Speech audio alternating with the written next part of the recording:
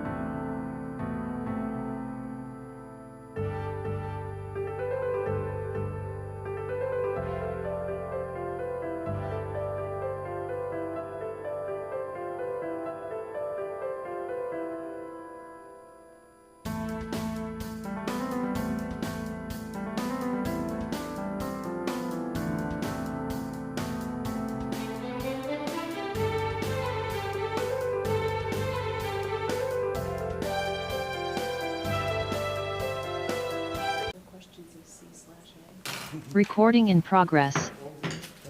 Good evening, everybody. I'd like to call the meeting of the Police Station Building Committee to order, time being 6:10. Construction administration. You want to start off, Mr. Town Administrator? Sure. Thank you. Thank you, Mr. Chairman, through you to the committee. So tonight's the going to pass it over to Mike in a second, but tonight's just the selection of the architect services for the police station. Obviously, we know Joe from the last meeting. He'll be guiding us through quite a bit of this. If anybody gets stuck at any point in the process, this is actually really exciting for me because I get to say, ask him. Usually when I'm sitting in this seat, they're aiming at me. I get to finally say, the OPM, I've hired somebody to do it. But in all seriousness, we have 3 excellent interview candidates tonight. Each one has a PowerPoint presentation. They have an hour agenda for their presentation on their services, and then we also each have a series of 10 questions that have been put forth by the OPM, Joe over here. And obviously Mike, as well as the facilities director, has done this a few times, and he can answer any questions. So if it's okay with Mr. Chairman, I'll just pass it over to the facilities director. Or Joe, I don't know who wants to go through the RFQ process. But we have about 5 minutes to go through that. Yep. And if you guys could just speak to that for the committee and for the record, that would be great. Thank you. So when we advertised this, we actually got 7 proposals, 7 different firms, and their entire consulting engineers, all the information in these books. So we sat down, TJ, Jimmy West, the deputy chief, Joe worked with us, Pam worked with us, and Kevin worked with us. And we went through, because in the RFP, there were specific things they needed to, amount of jobs they've done, how many are police, how many are police and fire. And we ended up with, so by going through all those, we ended up with the 3 highest scored companies. The third being Castle Booze, Tecton, and Context Architecture. And so these 3 will be here tonight. You'll really get a lot more. I think everybody, when we did the OPM interviews, the interview gives you everything.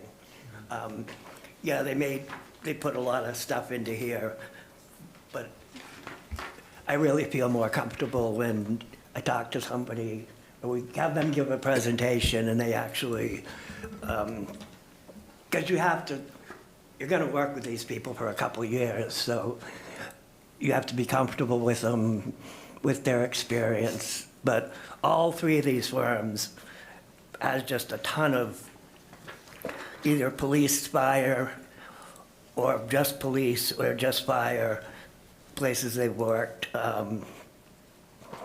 So you have specialists kind of who just, the first firm, Castle Booze Associates, they designed Keller Sullivan School, they worked on the high school. They only do 2 things. They do public safety and big schools. And so we've worked with them. There'll be people here. Mike McKeon is one of the principals in charge. And the specialist who's really the principal architect that just does public safety work. So they're really very specific things that you're gonna hear from them, see from them. And in these books, they'll also have all the engineers, structural, mechanical, interior designers, that will all be, they'll be touting as to the thing. But so that's really where we're gonna go, where they'll give their presentation, we'll do the questions, and if there's other things, I doubt it will be, we'll see how much they have to say. But they're all good firms. Joe's worked with all of them. Yep, I have. And so just to add to a little bit, there's one question on there that I put an abbreviation CA. It's construction administration, just to be crystal clear on what that is. And it's just more for clarity of who's actually going to be, the team in front of you. You just want to literally make sure that the team that's in front of you is going to be the team that's going to follow you through closeout. That's what the most important part of it is. Mike was spot on that, the list of consultants that they listed within there presentation and their qualification process. We had to make sure they met all of the qualification requirements before we could even say these were the 3 top firms. And we literally went through every single proposal, looked at, you know, what they've done, how they've done it, the presentation of the quality of their presentation of qualifications. So we narrowed it down to these 3. They all have great capabilities, but you'll see the cream will come to the top when you get the interview in front of you. So if you have any questions at all, feel free. I may bounce a question based on one of the questions that were answers that they get back, just for a little more clarity. But if after the deliberation and they leave, we can have a candid conversation about some of their comments that they come back with. Right? Thank you.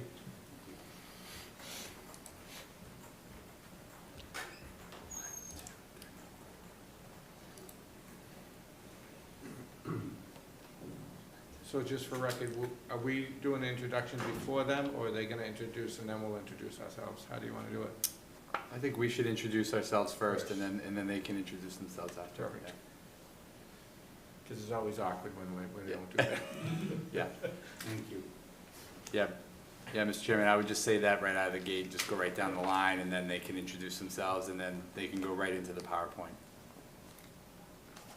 If they've answered one of the questions that is on this list like already, You don't have to ask it. okay, I just wanna make sure. And you can say that based on whoever's gonna ask that question, so.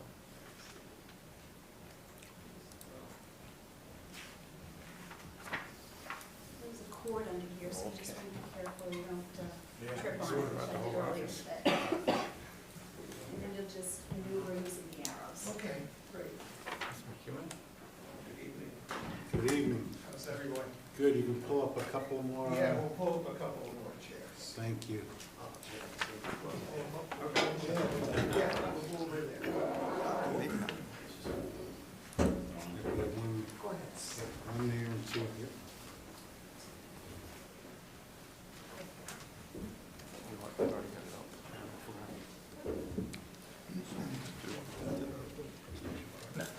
Right. All right.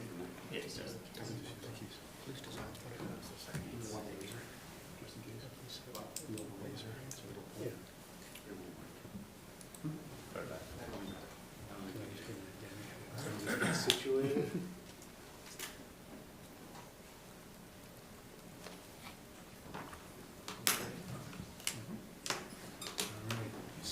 Good evening, everybody. We're just gonna go around and introduce ourselves first, and then we'll hear from you. Can we start down that end? Thank you, Mr. Chair. My name is Gary Primo, and I am with the Metacom Emergency Communications Center. Welcome, Jim West, Deputy Chief of Police. Welcome, Rob Doggle, Vice Chair, Franklin Town Council. Brian Chandler, I'm the Vice Chair of the Building Committee right now. Kelsey Alexander, I'm a committee member, background in civil engineering. Good evening, TJ Lynch, I'm the Chief of Police. I'm Mike D'Angelo. I'm the Director of Public Facilities for the town of Franklin and the school department. Joe Sullivan with CHA, and I also have with us Joe Lynch, who's a project manager from CHA as well. Go ahead. Amy Frigiletti, Deputy Town Administrator. And I'm Jamie Helen, the Town Administrator. I'm going to start here myself. I'm Todd Costa. I'm the principal in charge of the public safety studio for KVA. I would like to begin by thanking you for having us here tonight. Just going to quickly go over just our agenda. Our objective of our presentation here this evening is begin with the introduction of KVA, just a brief summary of our proposal that was submitted to you. Introduce our project team, which is the team that will follow all the way through.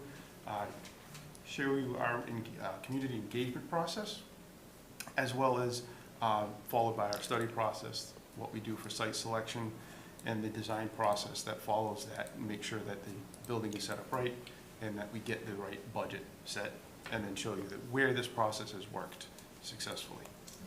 With that, just a brief introduction, our mission as KVA is we want to using design to elevate environments and experiences for our end users. It's not about KVA, it's not about our company, it's about your experience and your operations within that facility through using our values of authenticity, teamwork, dedication, integrity, and innovation.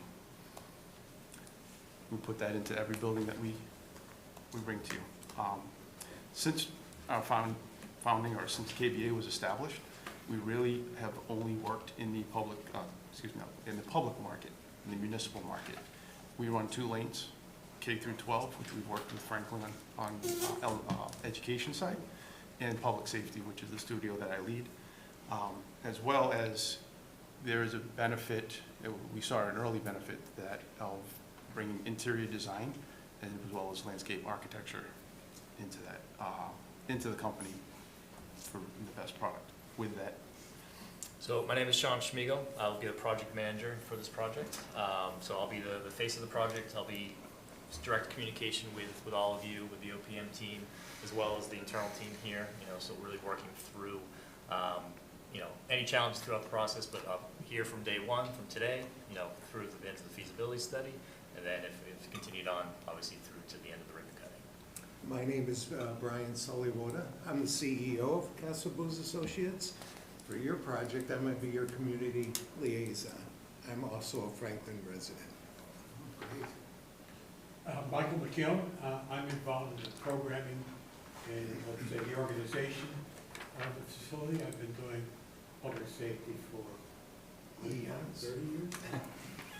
A long time. Certainly ever since we opened an office here in Franklin in 1999 with 6 people. I'm Luke McCoy, landscape architect, in-house with Castle Booze. My role is working with the rest of the team, but also overseeing all of the site consultants, and early on for the feasibility study, working with you all on site selection for the new facility. And I'm Katrina Hay. I'm the interior designer on the project and space planner. I work with the architectural team mostly with the to make sure that we have a holistic design and involved in the beginning as well to make sure that we're starting early on to capture all of the interior functions and design. Okay, with that said, I'm Brian, resident of Franklin, 2 boys in the school system. We have a history, as Michael said. We worked on the high school project together, along with the study, and then it went to a model school, so we did your initial study. We did Annie Sullivan and Keller. Yeah. Right, Keller Sullivan.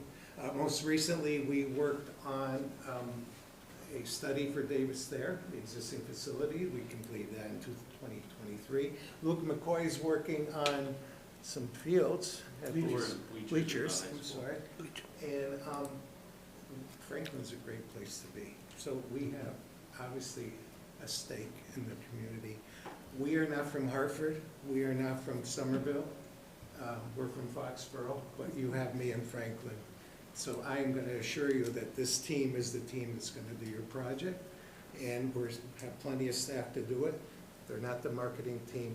We're all dressed up, but we're the ones that are going to get your project done. We have enough and a lot of capacity in the firm to get your project done. And it starts with community engagement. We're speaking to 2 groups. We have the internal organization, and we have the external, which is the community. And what we have to do, we have to help you, working with you. We want to develop a communication plan, which will help best promote or show the needs of the project for the community. And you can change this slide. And how do we do that? We will be at every event you need us to be at. We'll be on the field. We'll be the Strawberry Festival. Whatever you think, we'll engage with the community. We will help talk about the need for your project. We'll develop a website for you and create social media. We will be at all the boards and commissions meetings you need and any neighborhood group.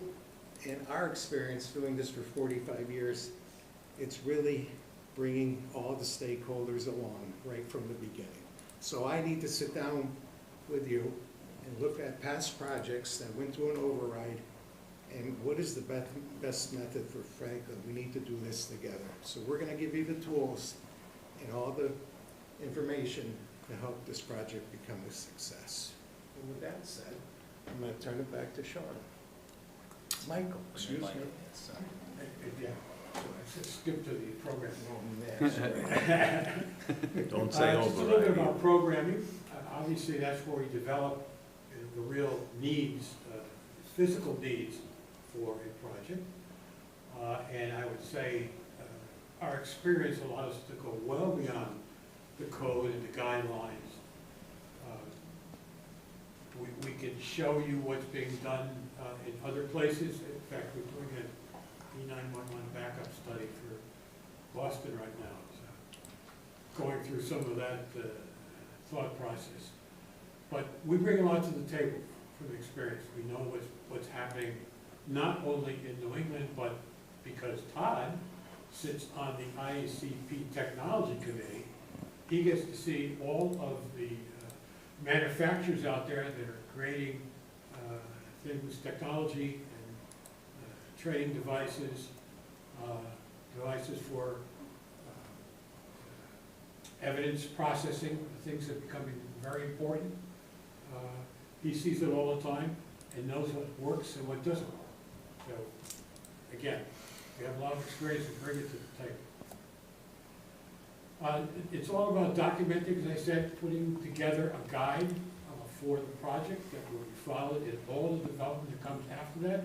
We start off with a questionnaire for data, and gathering a lot of the data in terms of what your functions currently are, and also looking and discussing what the future holds, because the policing is changing very rapidly. There are increased services, there is need for, we're going to talk about this a little bit farther down the line, more training.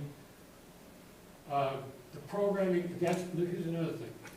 One of the things we need to design into facilities nowadays is flexibility to accommodate changes, not only in the kinds of operations and the demands of the community on the police department, but the changing ratios in the police department. For example, we don't know if Franklin Police subscribes to the 30 by 30 initiative or not.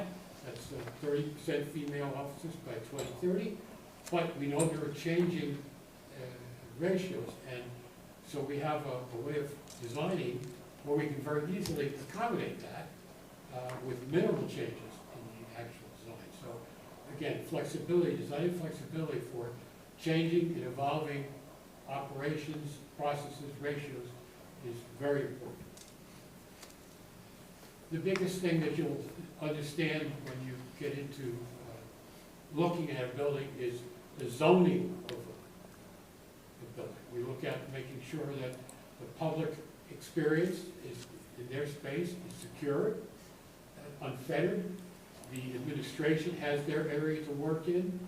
The staff, the support spaces are there, easily accessible, and the secure processing of detainees and evidence is also well worked out, and there is security between all those areas, so you can't go through from one area to the other without proper clearance. Also, as I mentioned before, training is becoming more and more important. You can't afford anymore to send staff off-site to be training. If you could train them on-site, you're saving operational costs. So you need to look at the value of including some of these training facilities in the building up front and taking a look at what that means to your staff in the future. It's not just static kind of training. It's simulation training is something we're seeing a lot of. And again, Todd has been in communication with some manufacturers of the simulation kind of training. We know now they used to need a huge space for simulation training. Now you can do it even outside in parking. So there's a lot to be discussed in terms of how to do the training on site and not have to pay overtime to go somewhere else. It's really an investment in the future. Hey, Todd? Speaking of the future, Technology how do you plan your building to adapt for the future, and what's the growth industry that's going to affect today and going forward into the future? Besides technology, right, that's your head end room, but there's a lot of data that's relative to that, that's flying in, whether it be relative to 911 services, dashboard cameras, body cameras, all of that information. You also, the growth in the police force, or in the police department has become in community services. Victim witness advocates are now, we're starting to see those come internal to the department so that they not only serve the community, but they serve the department. It becomes a dual role there. Evidence processing, handling, and storage. That's a liability for the department. And the L word, I know we don't really want to go too far there, but how do we make it safe for your officers when they're handling designer drugs that are laced with fentanyl, so that that doesn't create a hazard throughout the rest of the department, but also making sure that when an officer is putting that evidence in, they're in the safest and most advantageous environment for their well-being, and they're supervised. I want to clarify the term supervised, they're visible, so that if there is an accident, they're not, it's not a recovery, it's an assistance.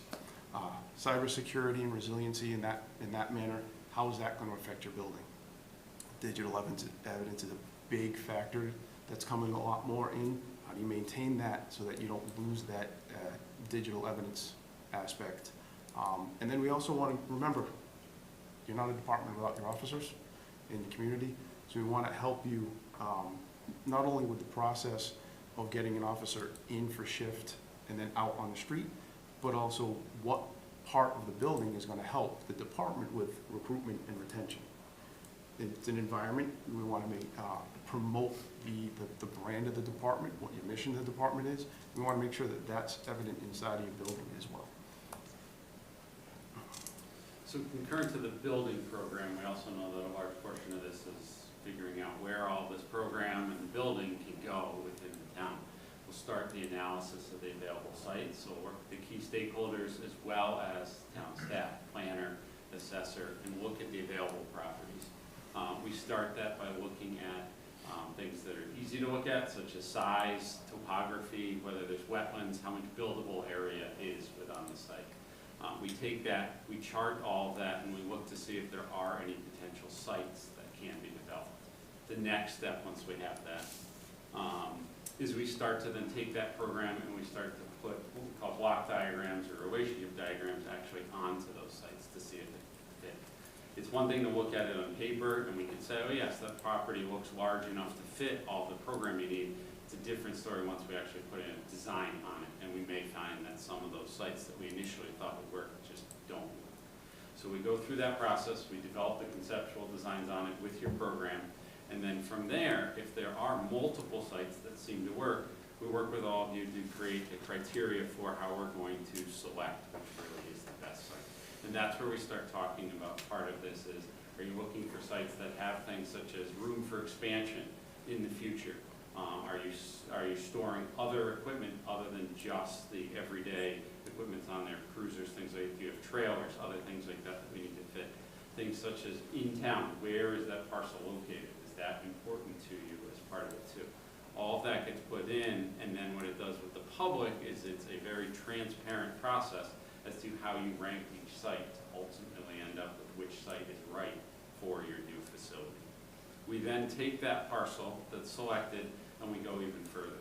For us, we found that the more detail that we do during the feasibility study allows us to put a more comprehensive overall project budget together, which is then what goes out and gets approved, and the project has to stay with it. So these are some examples from Quincy that we recently completed. This is a diagram of how it starts. Very block, mostly focusing how the relationship of the overall site works with parking in the building, and then we continue to develop that as we go through the feasibility study. This here, you can see this actually started with sharing parking in the site with DPW.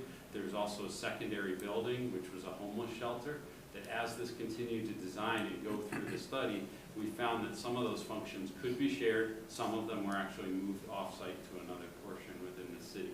And it continues to evolve. Here you can start to see the circulation pattern gets a little bit more detailed. And then the next was really the first iteration of a detailed site plan where we're showing parking, how things are. We start to show the flow of how an officer may come in, enter through the sally port, how they exit out, the difference between the public versus the officers and where they're parking there. And this was the initial. The next is how that changed, or just before I should say that in this case, this site was multi-tiered. So we are actually able at this step 2 is to look at those contours and build the building or design the building into that slope, which saved them a significant amount of money. So in what would be from the front considered the basement, but in the back is the lower level, that's where they put their firing range and some of the other things within the building, and saved some significant site costs what they did. But you can see the next, that's really the first detailed overall concept. This was part of what was part of the outreach to the public. A lot of feedback was given, as well as the key stakeholders in the department. And then you can see the final where it was refined, and that's also based on the evolution of the architectural plans for the building. And this is the overall for Quincy. What was the final plan that went out? The funding was approved, and it's under construction. So clearly running concurrently with the site analysis, with the programming analysis with Michael, myself and some other members of the team, including Katrina, will work, in the building design.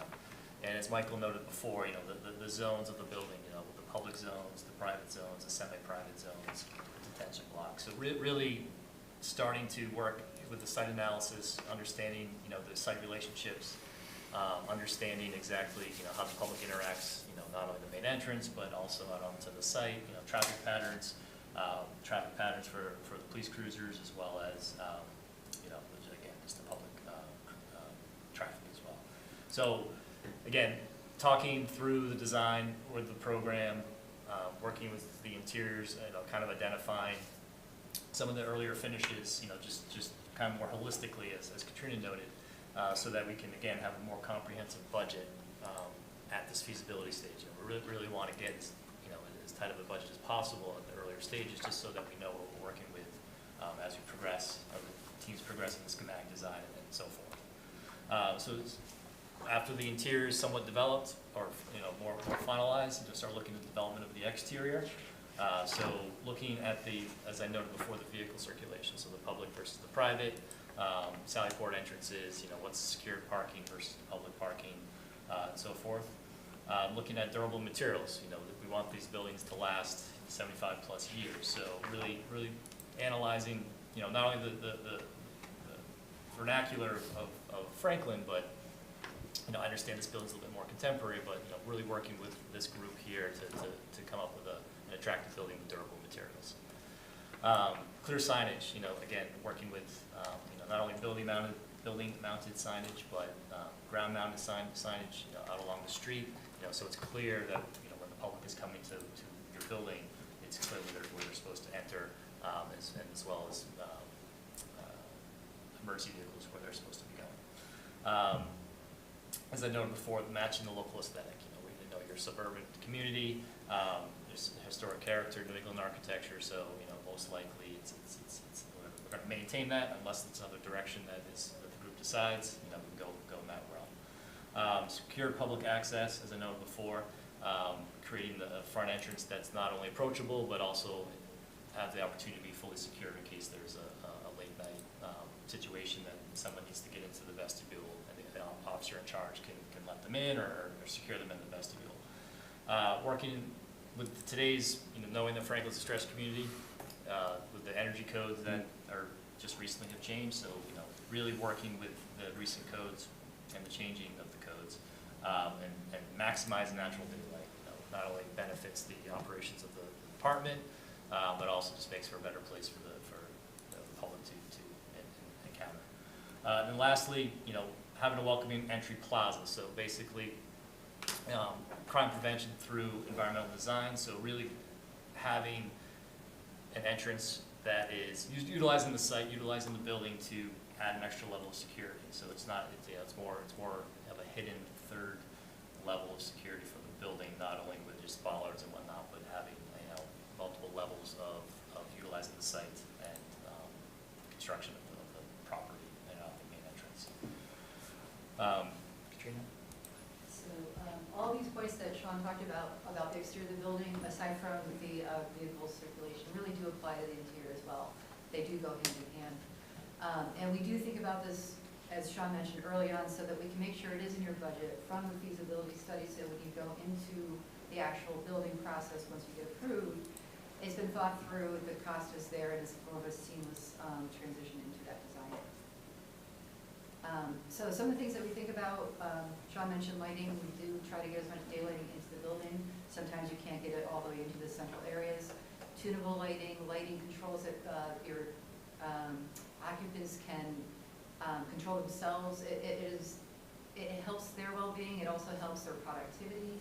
And there's a sustainability issue to it as well to have that kind of control. When we work with the engineers, we do that from a code standpoint, but we're looking at comfortable light levels throughout the building. Acoustics, another very important aesthetic of the building that you may not even realize is as important as it is. Noise control. Noise can create stresses. If you can't, sometimes it leads to say you can't hear well when you're speaking with somebody, you don't realize that's what it is. And in a place like the police department where you have sensitive conversations and you have interactions with individuals that may be agitated, it's very important to have some kind of acoustic quality control. We look at finishes to help with that, including flooring, walls, ceilings. There's all applications that we incorporate into the design. We're thinking about that up front. Indoor air quality, the new HVAC system that you'll have in the new building, it's already going to take care of a lot of that situation, but low VOC materials, and also thinking about how you clean the new floors, the new walls, and how you maintain them. If you have a high chemical content cleaner, that's not going to really, affect it. It's not doing what you want it to do when you're talking about the indoor air quality. Really, all the material choices, there's so many. All of these points relate. Light reflection off of finishes, so you get best lighting throughout. The acoustical quality of materials, the durability, the cleanability, they're all as equally important as the aesthetic that we develop with you, and they all tie back into the budget. So at the tail end of the feasibility study, we're trying to itemize as many products and square footage as possible at this point, again, to get the most comprehensive budget. So working with third-party estimators, working with them daily on multiple projects, so we're kind of live budget estimates from these estimators. So not only having those hard construction numbers from the building and the site and everything else that's involved, we're really working with this group about the soft costs, the types of contingencies that we come encounter over multiple projects, whether they're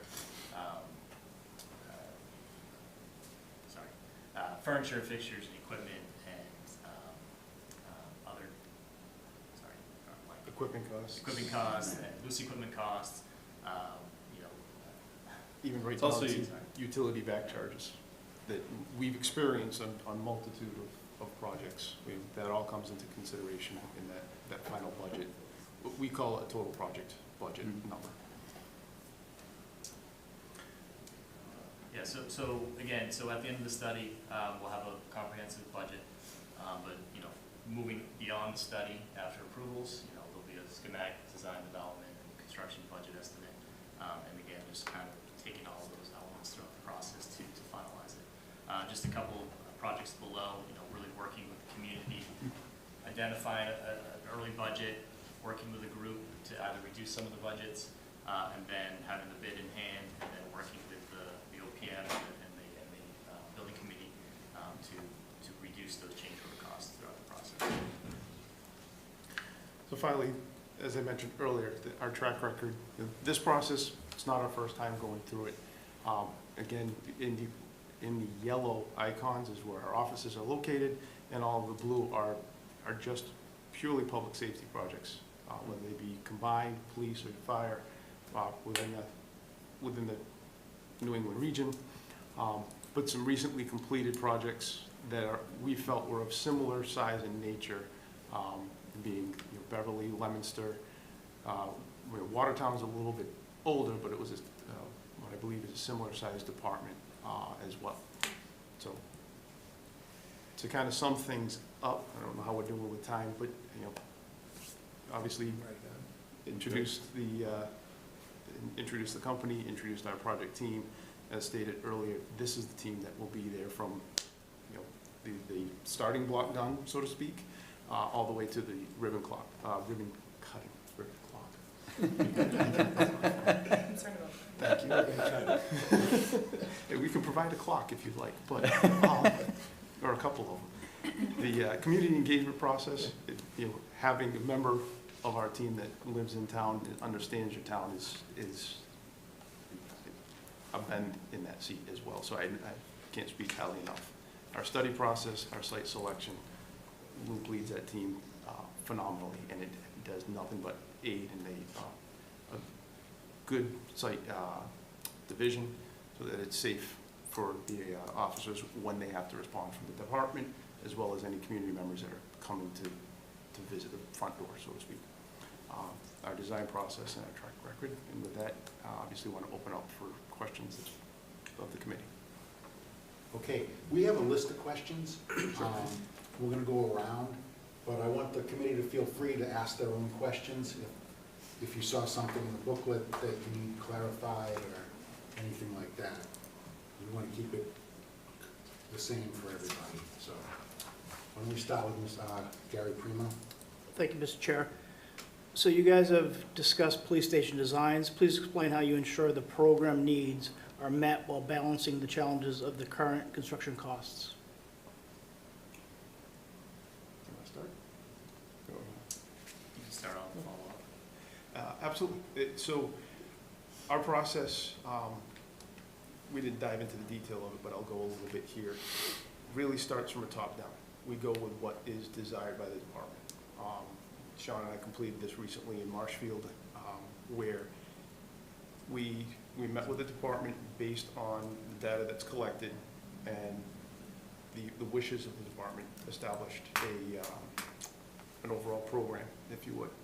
From there, evaluated based on, again, a lot of our ongoing projects. What's the current market rate? When are we planning on this being out? What is it going to cost to equip this building? Got a total project cost.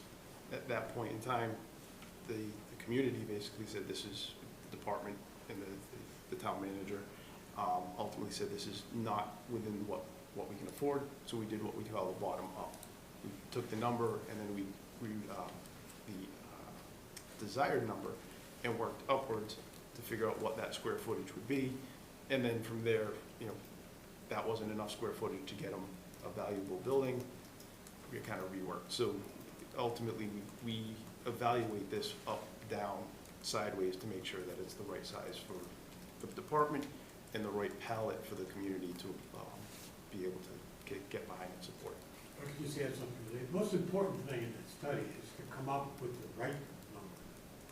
I mean, you design what you need and put a price to that, but it's, as Sean was saying, it's not just the hard cost of building it, it's the soft cost, and there's a lot more flexibility in the soft cost. But you need to make sure you cover them all. So traditionally what we will do is, when a budget is established and agreed to by everyone, you stick with it.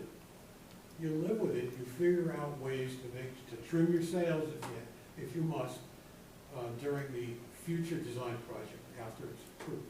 But you stick with that budget. We've developed the discipline to be able to do that, and we'll do that together with you. We don't make decisions unilaterally. We talk about, okay, here's the trade-off. What do we have to do to make this work? And frankly, recently with COVID, we've had that dialogue with a few towns. But something was going to cost X, and it's X plus. So it's really coming up with the right budget to begin with. And obviously, if the town can live with that, if not, as Todd says, you take another approach. Thank you. Deputy Chief? Thank you. So if your design is selected and goes out to bid and the cost of construction is higher than estimated, what steps does your firm take to reduce those costs? And can you give an example of maybe a previous project where you've had to make reductions to meet those budgets? Right, so talk about that estimating process that I discussed earlier. So, usually there's a 60%, 75% CD estimate. And that's kind of like that last estimate where we work with the teams or yourselves and the OPM team to really identify those costs. And if the group feels as though we're going to potentially overbid, we work with all of you to find those. We call it either add alternates or deduct alternates. Some of them are easy to pull off of if there's the size of an outbuilding or an addition of an outbuilding, that can be included in those bid documents. So at the time of receiving those bids, there's the opportunity for the building committee and ourselves working with you, the OPM team, to select, identify the selection, but select each of those that could be identified for, again, either an alternate add or an alternate deduct. So some of the recent communities, it's been, outbuilding was the first thing that came to my mind. Because that's kind of an easy one that can be added later if the construction budget contingencies aren't really taken up throughout the change orders process, throughout the whole length of the construction process, so that can be added back in potentially at the end of the construction process. And even some of those soft costs that we've been talking about, as we start working through, picking furniture, picking equipment costs, picking that loose equipment, some of the communication equipment, getting through that process, and then those contingencies are dwindled down, but there might be enough money left over to add back some of those in at the tail of the project. So really, it's starting before it goes out to bid to identify those numbers to forecast any potential overruns. I'd just like to add to that, our process has estimates at schematic design, design development, and then, as Sean said, 60% CDs. So we track all along. If we get to 60% CDs and it's a surprise, it's something major has happened in the market, like 2022. But we are constantly and diligently going through each phase with an estimate. We reconcile the estimates and we present those numbers to make sure that the department and the committee is comfortable before we move to the next section, the next phase of design.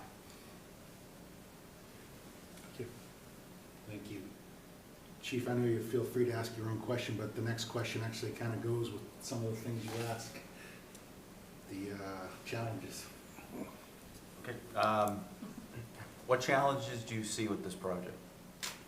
You live in town. Finding a site. An override failed kind of over the summer and before.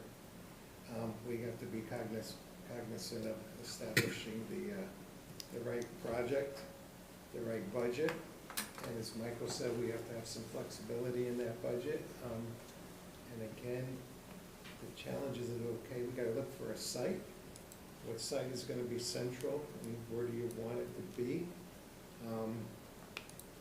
There's some parcels available, but we need to go take a look at that. So it's a combination of all the factors. And it's teamwork. That's what I really think, and so any challenge can be overcome if we're a cohesive team and a good partner. And this is not our first rodeo. We've done this for a long, long time. We always will get to the finish line and deliver the proper project. Can I just add something? It's just really one of the first questions you have to ask any taxpayers, why do we need this? So we have to show them that the study process has to be transparent. What's wrong with the facility? And it can come down to maybe even hosting some Saturdays where people come in and actually see the facility. There are all sorts of things like that can be done. But having a website, we found it's worked well. But having a website, putting pictures up there, putting information about problems, potential liabilities, what the issue really is, so that people understand the why. And then you go into what the solution is. And then once we start with some public meetings, some public forums, if we get questions back from the public, we gotta make sure we go back and we answer them and get them back out on the website. So along the Because you way- have a frequently asked questions. Right, there's frequently, on the right, website. so that, and again, I'm gonna say it again, develop a team of stakeholders. We have to go see the Board of Finance, the Town Council, just bring people, invite them to the meetings. Let's sit down with the building department and planning, and Luke will be doing that. So the whole group, the Board of Finance, so the group is coming along at the same time, so there are no surprises when this thing has to go to an override in a public meeting. So it's really communicating and bringing all the stakeholders along, internally and externally. I'll say too, Chief, from experience, that one of the best advocates are your officers. If we, as that internal communication we were talking about earlier, making sure that they understand why the decisions are made. They obviously understand the need, why the decisions are being made. They're out there and they're advocating for you. So we want to be part of providing them the information and providing them the,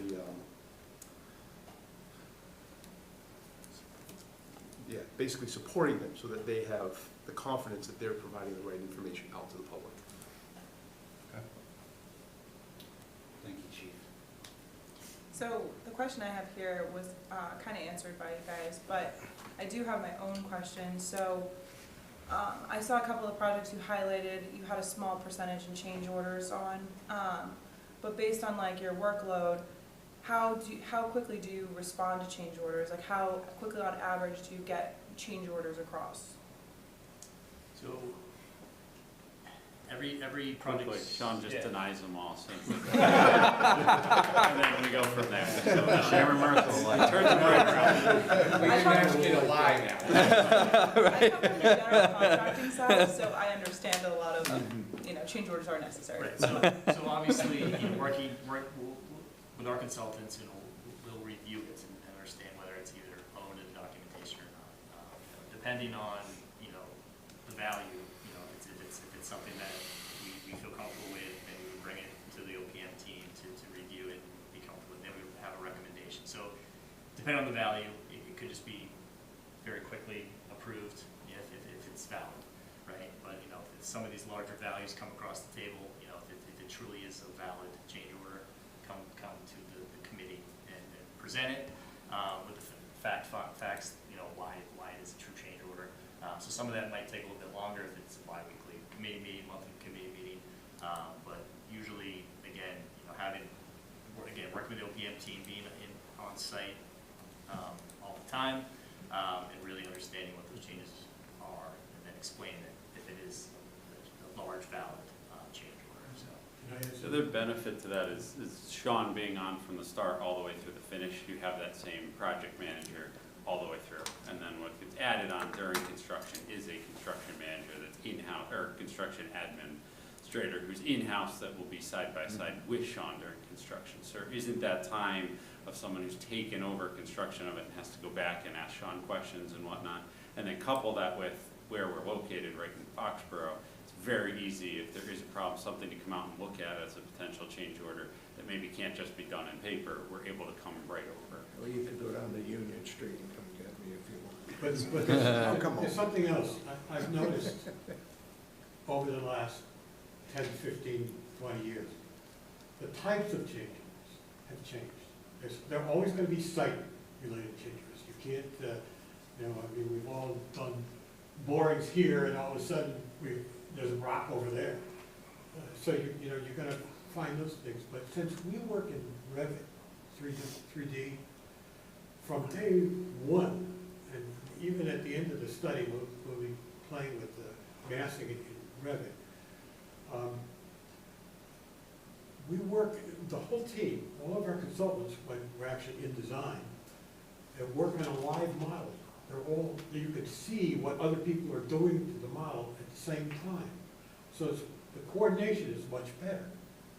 Those kinds of things of oh my God, the mechanical guy put a duct through a door or did this or that doesn't happen anymore.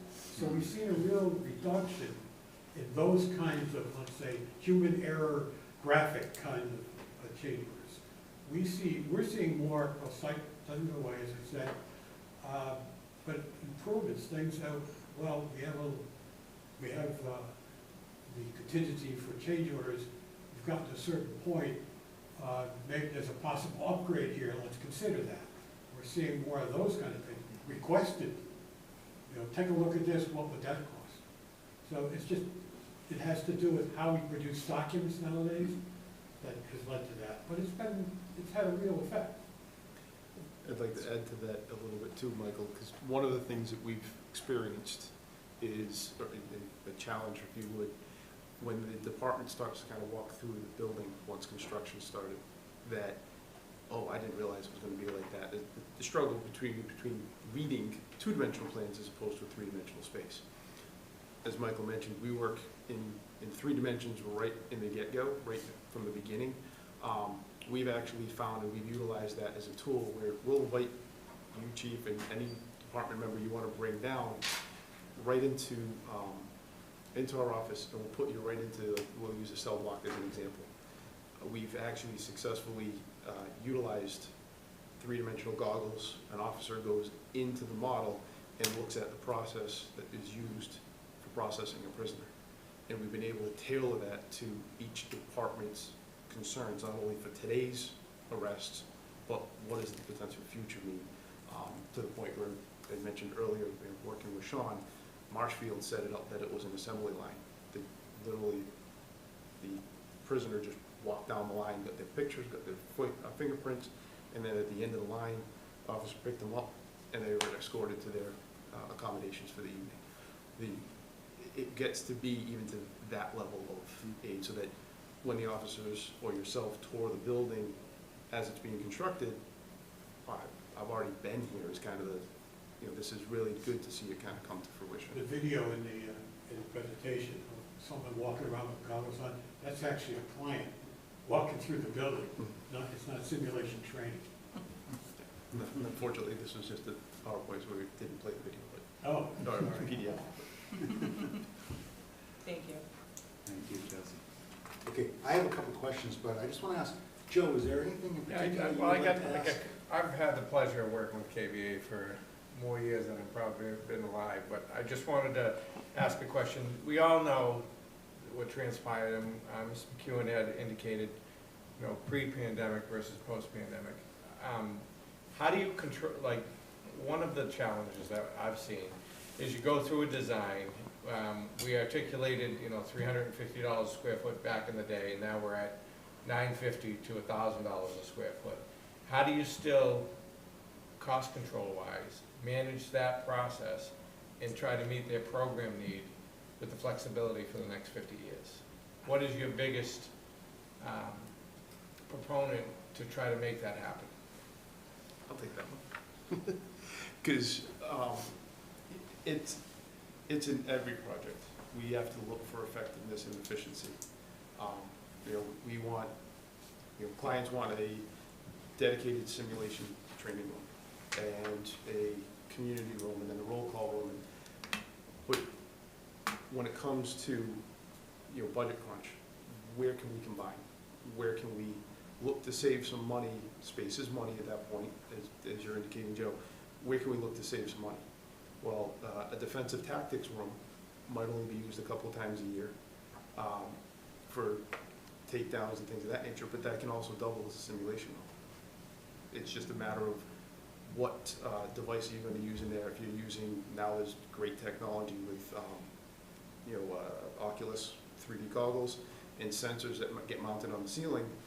Now your equipment's out of the way. It's not going to get destroyed by somebody doing a tactical takedown practice drill.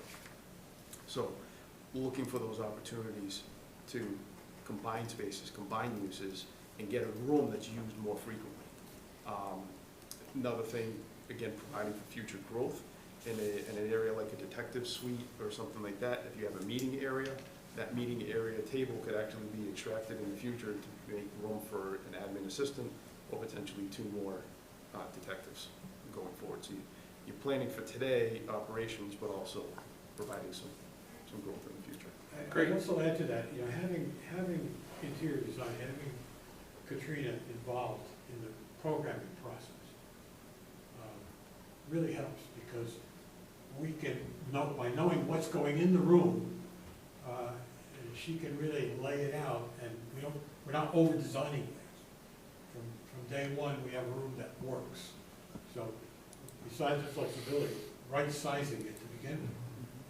It's also ways to look at potentially phasing some of. Beverly is a great example. We got through DD estimate, pandemic started, So by the time we were into estimating CDs, we'd already saw that escalation really start to go up. Then it did at the height, which then pushed the numbers above what was originally approved for that project. And we looked at, for that one of the big things we did was on the site, is they looked at covered carports that would be solar for their energy consumption. We actually backed that out as an alternate, and they're looking for alternate funding and ways to put that in after. So we designed all the infrastructure, the footing for that, but that was something that was held back from the project to accommodate the huge escalation that happened just in that small time frame, which happened to be when that project was bidding. And it did finish on under the original budget by backing that out and a few other changes within that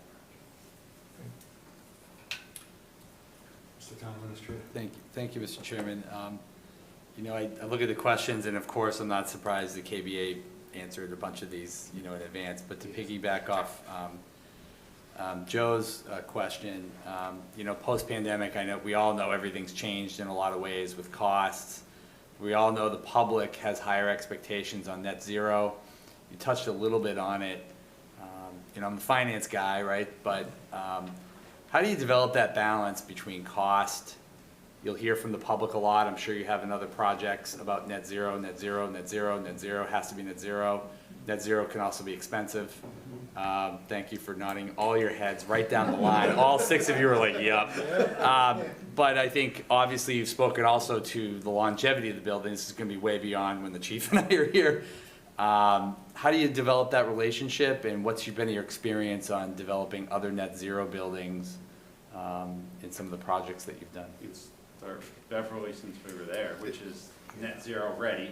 It is. Which was the first part, so it was designed so that it could, and they can phase in those things such as the solar voltaics, which are actually cover the vehicles as well. So it adds the benefit of shielding from snow and things in the winter, but it was phased because the upfront cost was just too large for the project to take on, but they can add. So there's things like that. It also is working with our MEP engineer and doing the modeling of different systems and weighing that upfront versus the long-term cost cycle and which one is beneficial, and then looking at rebates too. There's some out there. They're not as prevalent as they used to be, but there are some there.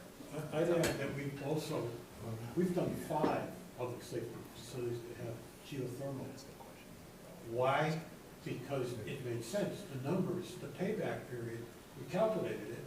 It made sense. It was an investment to the town. That if we spend this amount of money, we're going to make it back in 10 years or 13 years. We started off with a goal of 15 years. We wound up being under 10 years. The first one we did it was Watertown. So we have a lot of experience with that. We're willing to consider anything, especially nowadays. I mean, everyone is pushing, the public is pushing towards that. So we have to have answers. We have to be willing to look at it and come up with values. And again, it's communicating the need, educating everybody, and bringing everybody along. We just went through that one on our other lane, is the high school, so we do a lot of schoolwork. A Votech school down in Fall River, went all geothermal, huge complex, made more sense. They applied for grants and got them. It was a significant amount of additional money, but we were able to communicate to the needs to the public, and everybody funded that, everybody could fund the extra. So it is possible. No, I like hearing about the, we've heard of the Lexingtons and some of the other towns that are going all in on huge costs, and I like the, just the idea that you can phase some of this in because of the expense I assumed had to be very high on upfront, and just knowing that there are options to lay this out over a longer period of time might be reassuring to some of the members of the public that. Right, as Luke said, we'll do all that, the engineers will help all that, what the paybacks are, what's available, things like that.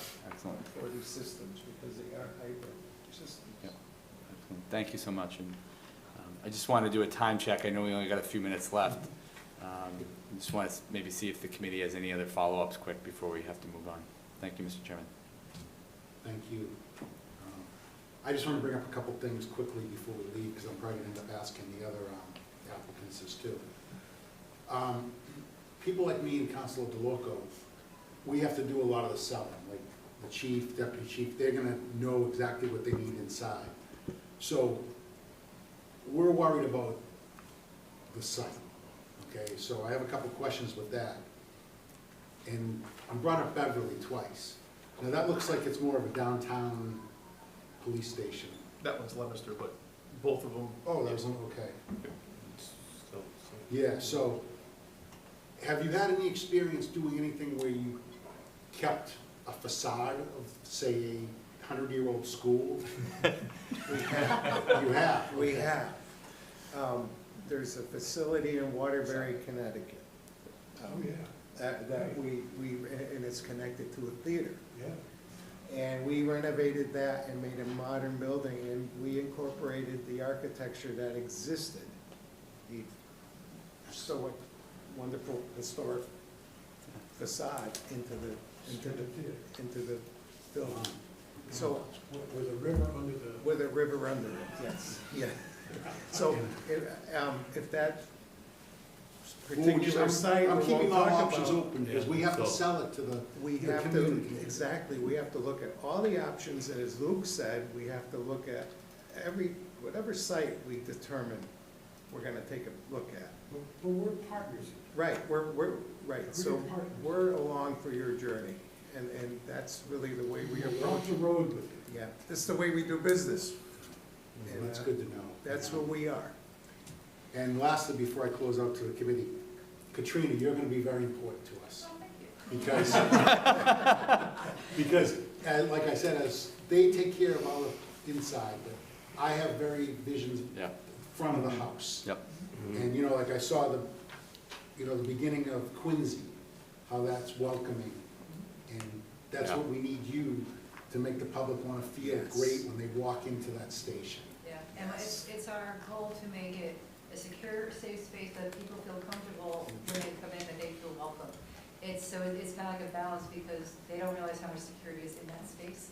And that they're on camera, that there's ballistic walls in there, but they're feeling like they're welcomed, and they feel there's they know exactly where to go. So wayfinding is almost natural, the way that we try to approach it in the public areas as well. So they have their security and the public feels well. That's Hide the security.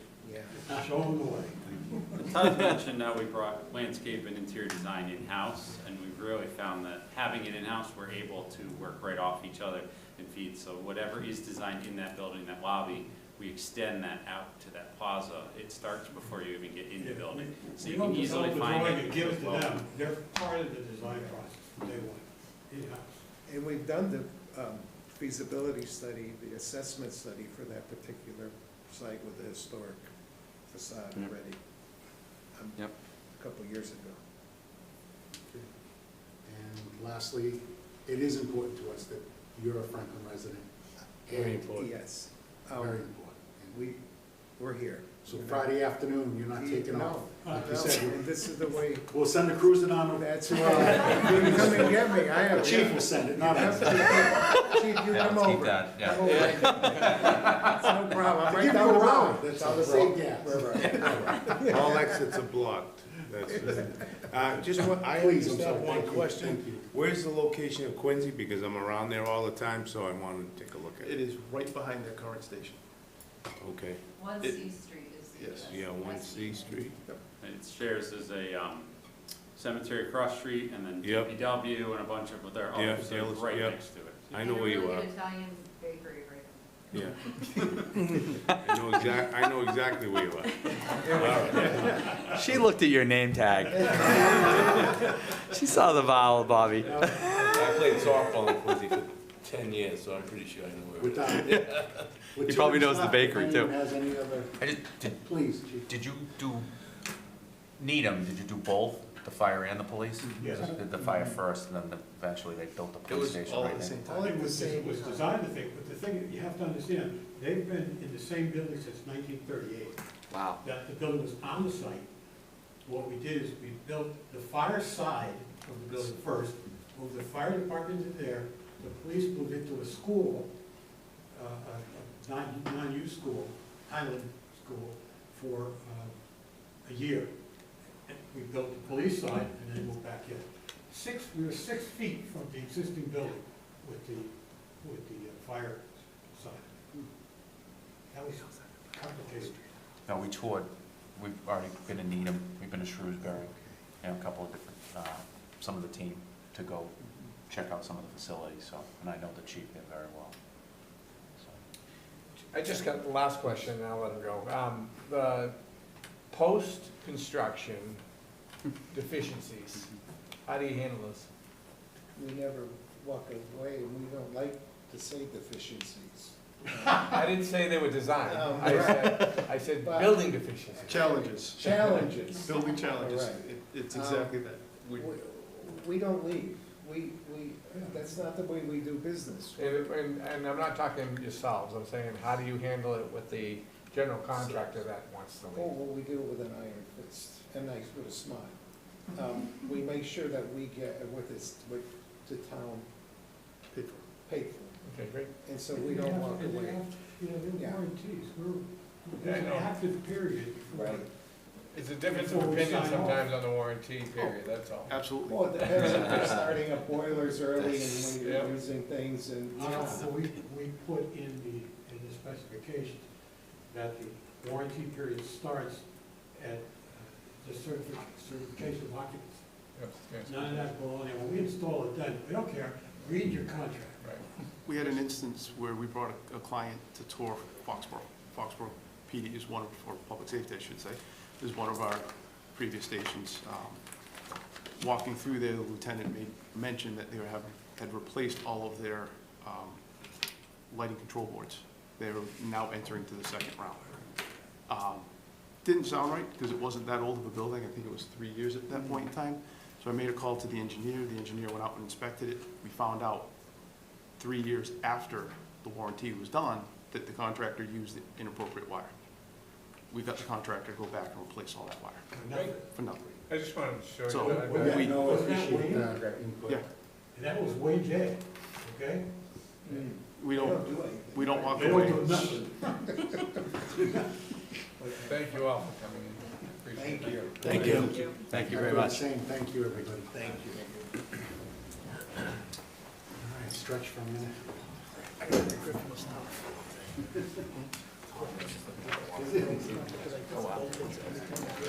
hopefully you get some, your own main input, TJ.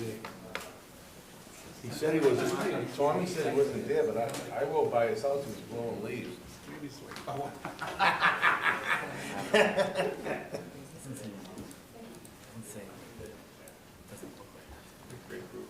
Yeah, Joe, please feel free to jump in. I just want to make sure you were heard. No, I That's all. appreciate it. And that post-construction is always, the department ends up inheriting the building once they occupy it. It's just that we do a really strong warranty-like process, but sometimes it's design related. And the builder will turn around and say, well, it's not us, it's the design. That we need the designer to come out and really verify that. In that example, I knew they were gonna bring it up this time. No, I'm glad. We need your expertise because you saw where my mind's heading, Yeah. where you're saving us money. That's the most important thing. Trying to, anyway. We know where your mind's headed, Brian. Your questions were great. Right. Well, I gotta sell, man, That facade of the school is gonna be a challenge. I know, but I think, everybody knows, talking about it openly on, everyone knows that there's several, but there's several sites that, Yeah, so. that people have talked about in town, and that's okay. They're passionate about it. Right, and we've gotta look at all of them. Yep, we do. And Fit the profile, right? Yep. The space, the neighbors, the context. And cost. Yeah, and right. Indeed. That's why it's deed. That's why I'm bringing up that other spot. Because I'm not going against Will, never will, never will.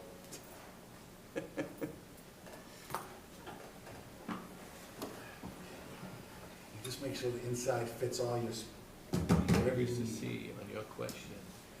you have good ideas. Yeah. We gotta go sell that. Curious to see what Obviously have a wish list, but like training around this year. Pretty open. Yeah, no, I heard that. I agree. Saves us. Expenses up, yeah, and the reason why I asked it after yours, I mean, this is kind of one of my questions anyways, because I'm gonna get asked about questions, and after yours, 6 years ago when he planned this stuff out. It's just a different boss, you know? And he brought up the rebates, which I like, because that's another issue, they're declining, and I'm not expecting a They're all lot of set, federal Pam, rebates. or?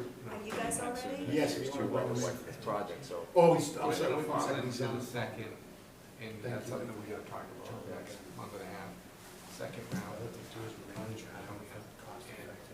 Oh, I'm sorry. See, that's how. Oh, wow. We used that money for the fit, and it gave us that extra. That is huge, it really is. And Mike Dutton left me, he went down to Boston after I got it done. His little sunset on the way out, right? Oh, yeah. That's a good job for him. Oh, yeah. And- He's done a thousand. Yeah, but I'm saying in the end of his career, I'm sure, probably his last stop, after the years he's put in his business, you know, it's good for him. Yeah, but almost 12, 10, 15 Yeah, years. then he was down at, he left Oak Bluffs, I went down and did the town hall. He left just before I started. His assistant left, Yeah. the same, just with him. Just before. Ken, or just before, yeah, I know, it's like, Coincidental. I was like, that's a tough, because they've both been there for so long. Yeah. You know, that's a tough. That's what I Well, heard. you know, I mean, Yeah. the life of it is the It's shrinking. It's shrinking. It It really is. It's Yeah, well, Okay, who's starting? I already feel successful because I'm almost double the average of the average lifespan of my position, so I feel like that's, the spot. I go home and I tell my wife, it's already good enough for me. Get the miles. Because it is true, I think you said it earlier too in the interviews. It kind of felt like at some point, year two, or this was gonna kind of, Yeah. after the last fight, but it's still, Okay, thank you. Like, we just opened. but there's new issues like inflation. We want to make sure you were all set. Now, Right? Duxbury, we Now we're talking about, were 3.9 million over. We just redesigned and rebid it 8 months later. Who did that? yeah. Which is huge. One of these three? Bids are a lot of things. I'm not saying that they're. Very neurotic. Some stuff I think that's gonna be One of really the things that's gonna expensive, comes in under budget, and some things that you don't foresee coming, Is way that our more building expensive. right now is They referenced just even over the 30. bleachers, I just signed the contract today, That's just thought it was gonna be a price, and now all of a sudden, oh, What, trying to you're right, sell raw us? materials, right? Yeah, as we go through, like, Markets they are help so on that, changing. you know, I'm sure most of, like Needham was built in 1930 something. 38. Kind of easy. Look at the size of it. 10,000 square feet. No, it is, it's a sound total. Thank you. You could also sell it cheap that we're keeping it too, as a substation. Good evening, everybody. If you need to, because it's too small. You know what I mean? Sure. You don't have to forever. You know. A second to get organized. All right, good evening, everybody. How we've been doing it is we're gonna introduce ourselves first, and then we'll give you the floor to introduce yourselves. Want to start on the right-hand side, please? Thank you, Mr. Chair. My name is Gary Primo, and I'm with the Metacom Emergency Communications Center. Hello, Jim West, Deputy Chief of Police. Hi, Bob Delaco, Vice Chair of Franklin Town Council. Brian Chairman, Vice Chair of the Building Committee. Kelsey Alexander, committee member, civil engineering background. Good evening, TJ Lynch, Chief of Police. I'm Mike D'Angelo, I'm the Director of Public Facilities for the town and schools, and I'm also a mechanical engineer. And I'm Joe Sullivan, I'm the owner's project manager, and with me is Joe Lynch, another project manager with me. Hi, Amy Frigiletti, Deputy Town Administrator. I'm Jamie Helen, the town administrator, or the town administrator, as I was instructed earlier, like the Ohio State or something. I got you, Joe. You have the floor. Thank you. All right, so I can't sit down. Just can't do it. Give me that slide there, and we'll do the introductions. Absolutely. My name is Jeff McElraven, I'm a principal with Tecton Architects out of Hartford, Connecticut, and Providence, Rhode Island. I've been doing public safety facilities now for some 37-ish years. I've been recounted lately. I think that sounds about right. So we're very happy to be here tonight. I've got a good part of my team here, but I do have to make one absentee notice here. Mr. Salad, who's on the middle of the screen there, sent me a message this morning that he was ill. He was out at the job site and thought he was maybe just breathing in dust, and woke up this morning not feeling well at all. So I said, don't come and infect the committee. Yep. Stay home. We'll manage. So Matt is not with us, but I'll talk to you a little bit about it. In fact, I'm going to go to Gibby. Matt's been with the team on public safety for over a decade now. Yep. He's an expert in all the technical aspects of the production of our documents, and he's our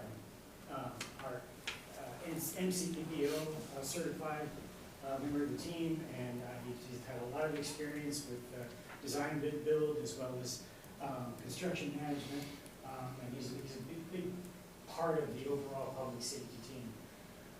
But with us today, the ones that didn't get a scratch in the throat. Rebecca Hopkins. I'm an associate and project manager with Tecton Architects. I have also had the pleasure of working with Jeff and Matt for the last decade plus, a few years, solely focused on public safety projects. And my name is Brad Park. I'm an associate and project manager with Consulting Engineering Services, CES. And I've been working with Matt, Jeff, and Rebecca for my entire career at CES on public safety buildings. So we'd be supporting the project from the mechanical electrical plumbing design part of the project. And my name is Scott Turner. I'm an associate with Fuss & O'Neill. My role on this project, or Fuss & O'Neill's role on this project, is civil engineering support. I've been doing this for about 30 years. I'm a professional engineer, I'm a certified planner, I'm a LEED accredited professional, and Fuss partners with Tecton quite frequently on a lot of projects, including many, many public safety buildings.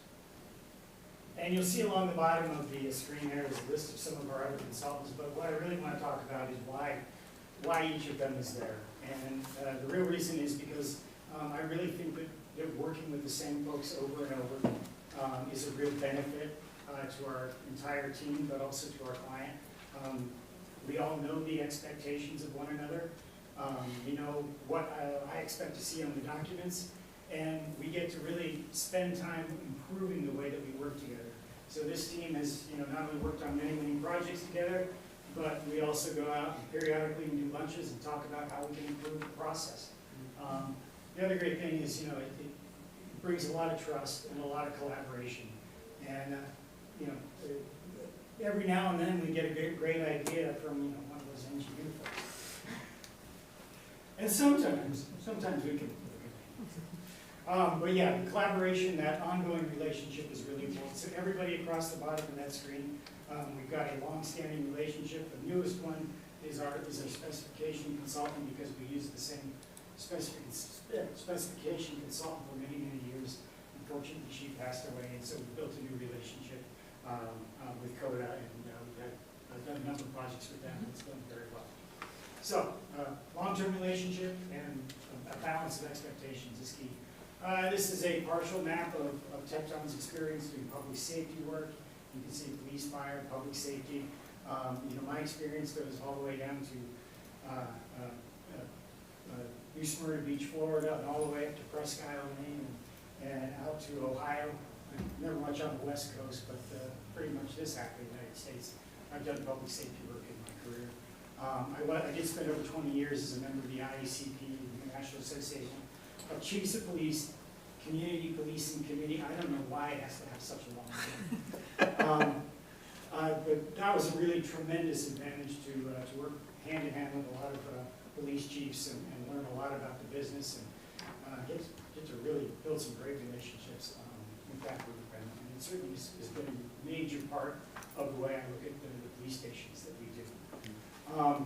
And so again, a lot of experience up there. I'm not going to go through each doc, but here's a few of the most notable ones, recent ones. We get some public safety ones. We've got our friendly repeat client over in the town of Lexington, where we've done the fire station, the police station, and now we're doing another fire station. And I'll tell you later about solar canopies. That's another whole story. Peabody, really excited about this one. There's so much cool to tell, and we have that. We'll come up, circle back on it later in the interview, but that's a great project we got ongoing right now. Shrewsbury, if you haven't had a chance to go look at it, lots of people like that station, so it's worth a visit. And then, you know, I'm not going to go through everyone, but some of the smaller communities we work with in Sutton, Westport, Wilbraham, and the public safeties in Pepperell and Charlton. So, this is a math slide.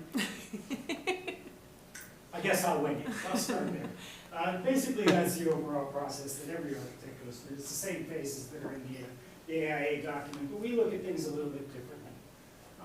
Because it's so important, you know, that when I started out doing police facilities, you know, I learned how to program them and get the square footage right, and make sure that we were meeting all of the best practices and you know, the CALIA standards and all of those good things in there.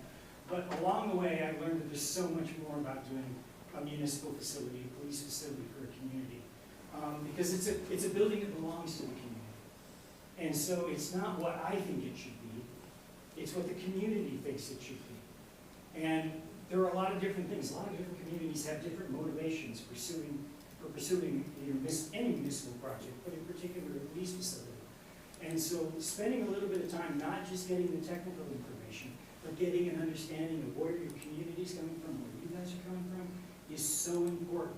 I'm supposed to tell that story later, I'm supposed to get that one. We also want to make sure that we're very aware of the technical aspects, and part of that is balancing the goals, all the ideas, all the technical solutions with the budget. It does no good if we design something we can't afford to build. And sometimes, we work with a lot of communities where budget's the #1 driver. We also work with a lot of communities who have other drivers. That key that I talked about earlier, their main driver in their police facility is focusing on how do we make our police facility an asset for recruitment and retention. And we'll talk a little bit more about that later on. So, getting an understanding of those values, and we specifically come out and ask you. We don't expect just osmosis. We're going to ask you what's important to you, what are the drivers, what creates success for this project, and then we're going to work that into the design solutions as we go along. So, and here I already talked about coming to an understanding of you. I've been in Franklin before, back in a prior life, but there's still so much that we need to learn about you before we're ready to really come up with design solutions for you. So we're going to spend some time doing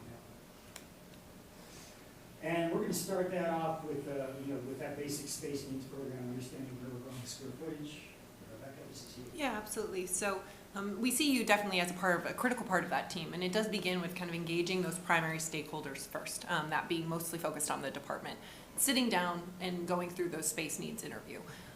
Yes, that is very much about what the needs of the department are and the wants. We kind of want to understand that full spectrum. So again, we can right size that against the overall budget.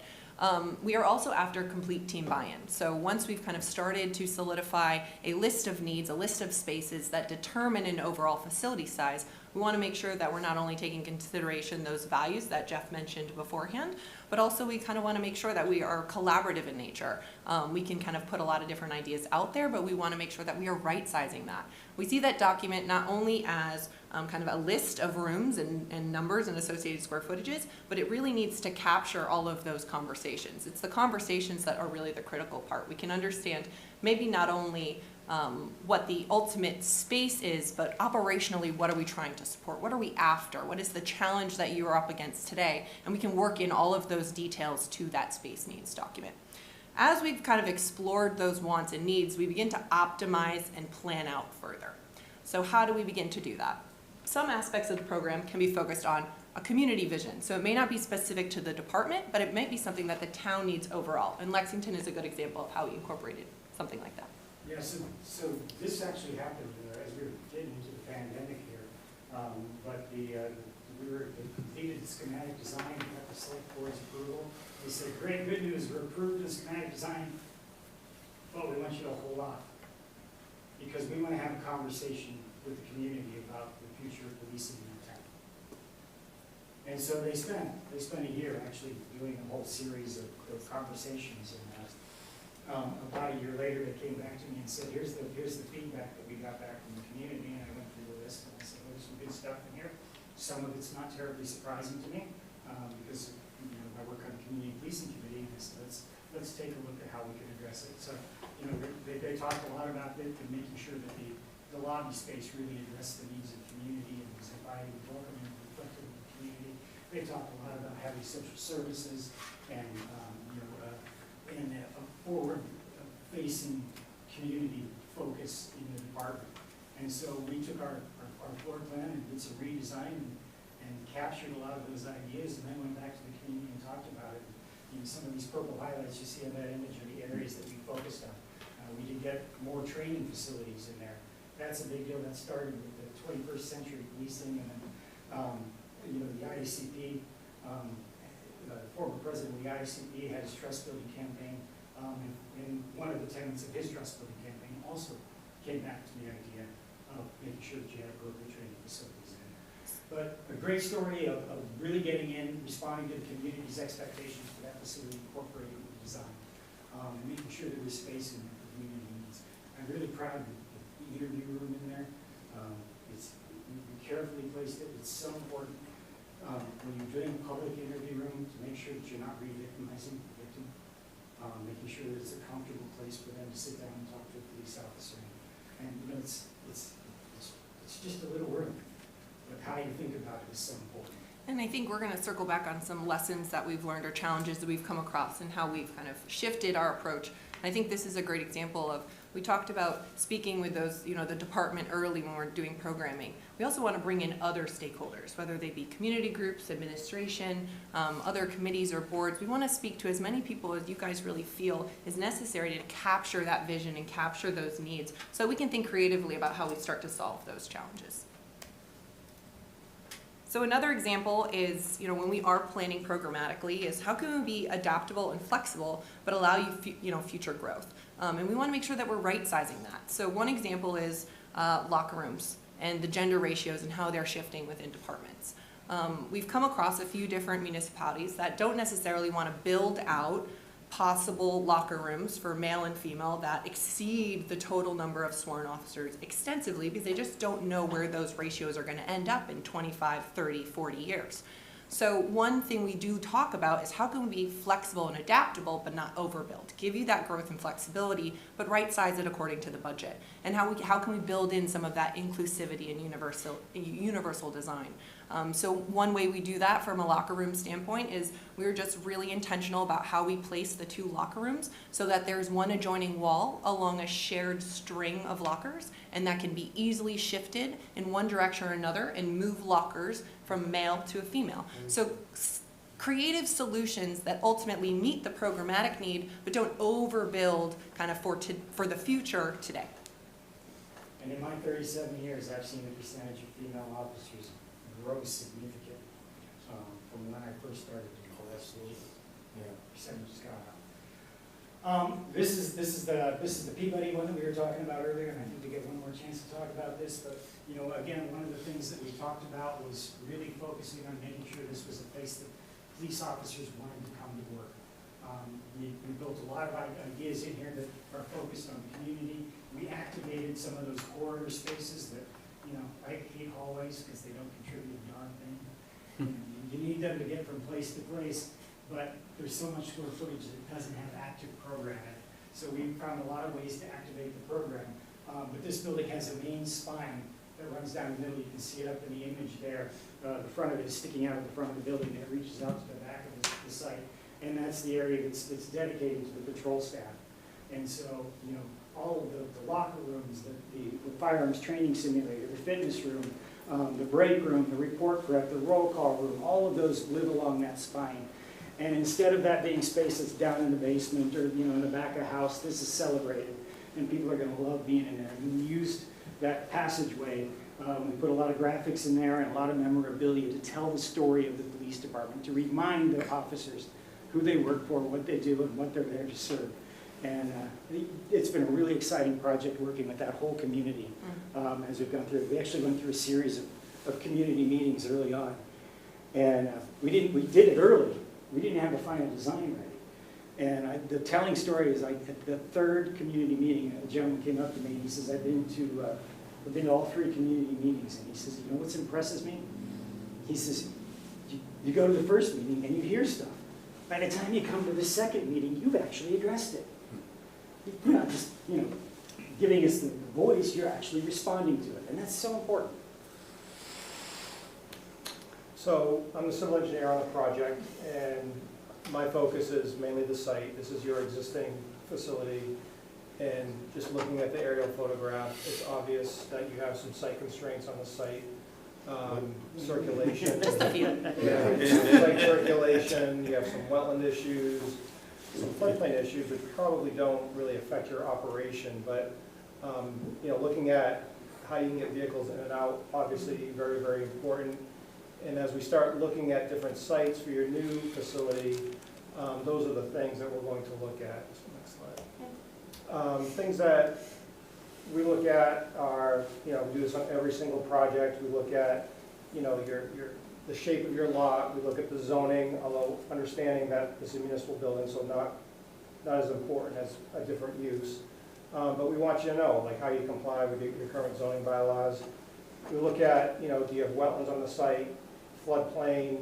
We'll do online research at the beginning to see what your soils are like. Ledge obviously would impact how you can build a building and may have some impact to your construction costs if we have to remove it, like we're doing on Peabody right now. Also looking at access and how access in and out of the site will sync up with the building design. Thinking about utilities, making sure you get water and sewer and electric and gas and everything to your facility. But I also like to look at it for permitting. I mean, we will have to go through permits, and the more encumbrances you have, such as wetlands or floodplain, will certainly affect your permitting process. So from a site evaluation standpoint, understanding that selection will be a part of this process, we kind of break it down into those 3 criteria, and Scott really just kind of dove into that, what we would call that core criteria. It's generally applicable to any building type, regardless of its use, as we want to look at those physical and environmental conditions. But we want to layer in, for this facility, police-specific criteria, because it goes above and beyond just those core basic requirements of a site, and how those might impact your potential cost and other considerations for a decision. So from, Scott mentioned access, making sure that if we can get 2 points of access off-site to ensure if that there is an event in front of your ingress and egress, that you have a safe way to respond and get off of site. We want to make sure that your parking and separation of use groups is appropriate. Can we secure your cruisers, and can we keep the public area simple and easy to find that main entry point, but segregated from kind of your internal operations? And then also, how do we do prisoner release? How do we handle each of those different groups, not only internally to the facility, but also externally on the site? And resiliency is kind of that other kind of layering factor from a police emergency response type facility. That really would determine, we would call like a base criteria for, is this a valid site? Does it work for a police station? But then there's this kind of intangible layer of criteria. And that's criteria that's really specific to the town and to you. And it's things that we don't necessarily understand or necessarily know. That could be community drivers. You could have master plans or bigger, other uses in mind for certain sites. And does this encumber that or hinder that ability to make that decision in the future? Is there context or engagement that we are concerned about, whether it be neighbors, residential properties nearby? It's the softer items that we need to layer into that set of criteria, and that really guides us into a site selection. One of the other things we do is a lot of site testing. And what that means is that when we're looking at sites, sometimes we look at 2 or 3, sometimes we look at 10 or 20. And you want to know right away, is my project really going to work on this site? And so based on our programming information and a little bit of experience, we can do some very quick site test fits. You can say, okay, in order to fit on this site, I'm going to need a building that's 3 stories, and I've got to make sure that I have adequate parking. Or the examples here are actually from a study we're doing in Waltham, where they have 290 cars, DPW, the fire station, the water department, and the police station all on one site, and they all want to grow. It's really challenging. You've got to explore different ways of finding how this site's going to work for you or not work for you. And then, of course, rank it and understanding where the good points, where the bad points are, so that you can make the right decision. there's a lot of times when this can steer us away from a site that maybe at first look you thought, oh, that's promising. And then sometimes the least likely sites all of a sudden do something amazing for the way that the plan functions. And this test fitting exercise allows us to do this very quickly and early on in the process, so that we get a glimpse of what happens as you develop a site. And I think another key factor is we can leverage that information when we share the final decision with the community. We're constantly asked, it's a question we'll get, oh, did you look at this site over here? Or, oh, did you consider this over here? How many options did you study? How did you come to that decision? Having all of those reasons documented is really important. You want a reason for every decision that you make, and you want to be able to explain that effectively. So having this type of evaluation criteria can drive you to, well, we tested all 20 of these solutions, and this one has clearly rise to the top, whether it be, you know, cost or other different criteria factors on that as a part of that evaluation. All right, now we're back to that process. I'm going to do this piece a little bit quick. I didn't see what time we actually started, and I want to be respectful of time. But again, you know, the SD phase, we want to make sure that we're making the big picture decisions. We want to make sure that we're getting lots of information about you and incorporating it into our design solutions. The technical stuff, I've been doing this a long time. The ideas that make this the Franklin Police Department, that comes from the engagement with everybody. And it's so important. I can't tell you, you know, when I started doing police stations a long time ago, we write the program, you design the building, and basically you kind of forced it through the process. People don't work that way anymore. They want to know how the decisions are reached. They want to know what you looked at. And so engaging is so important, and the sooner you do it in the process, the better off you are. Obviously, the detailed decisions of systems, Brad's over here, he goes through this whole exercise where we talk about mechanical, electrical, plumbing systems and give you choices with good, better, best, and, you know, the cost implications, the maintenance, you know, what do I have to do to keep this system up and running, so that you get the informed opportunity to make choices. Mechanical engineer over here, I'm sure, will be a big piece of that discussion. Some thoughts. But it goes on, you know, way past the system. We want to look at all the different components of the building and make sure that we're engaging you, because I don't want you ever to walk into the police station at the end of the day and say, I didn't expect that. I didn't think this is how it was going to look. I want you to be a part of that and know what's going on. So there's a lot of different facility considerations that we'll go through. Matt, at the end of the pandemic, he created this really brilliant system. I hate telling him he did something brilliant because it goes to his head a little bit, but this was brilliant. We started using all the Zoom and the Teams things, and so when we go through all of the detailed discussions along the way about the different components of your building, he puts up a Zoom link to the rest of the team. So if Matt and I are in the room having a conversation, Brad's hearing it, Scott's hearing it, and Tyler and John and Steve, that's not a band, that's my team. They all hear it as well. And that really illuminates that, you know, that I heard this and then I come back and I tell you it's something different, because they hear it directly from the client, from the users. So we got to think about what is the character of that community space.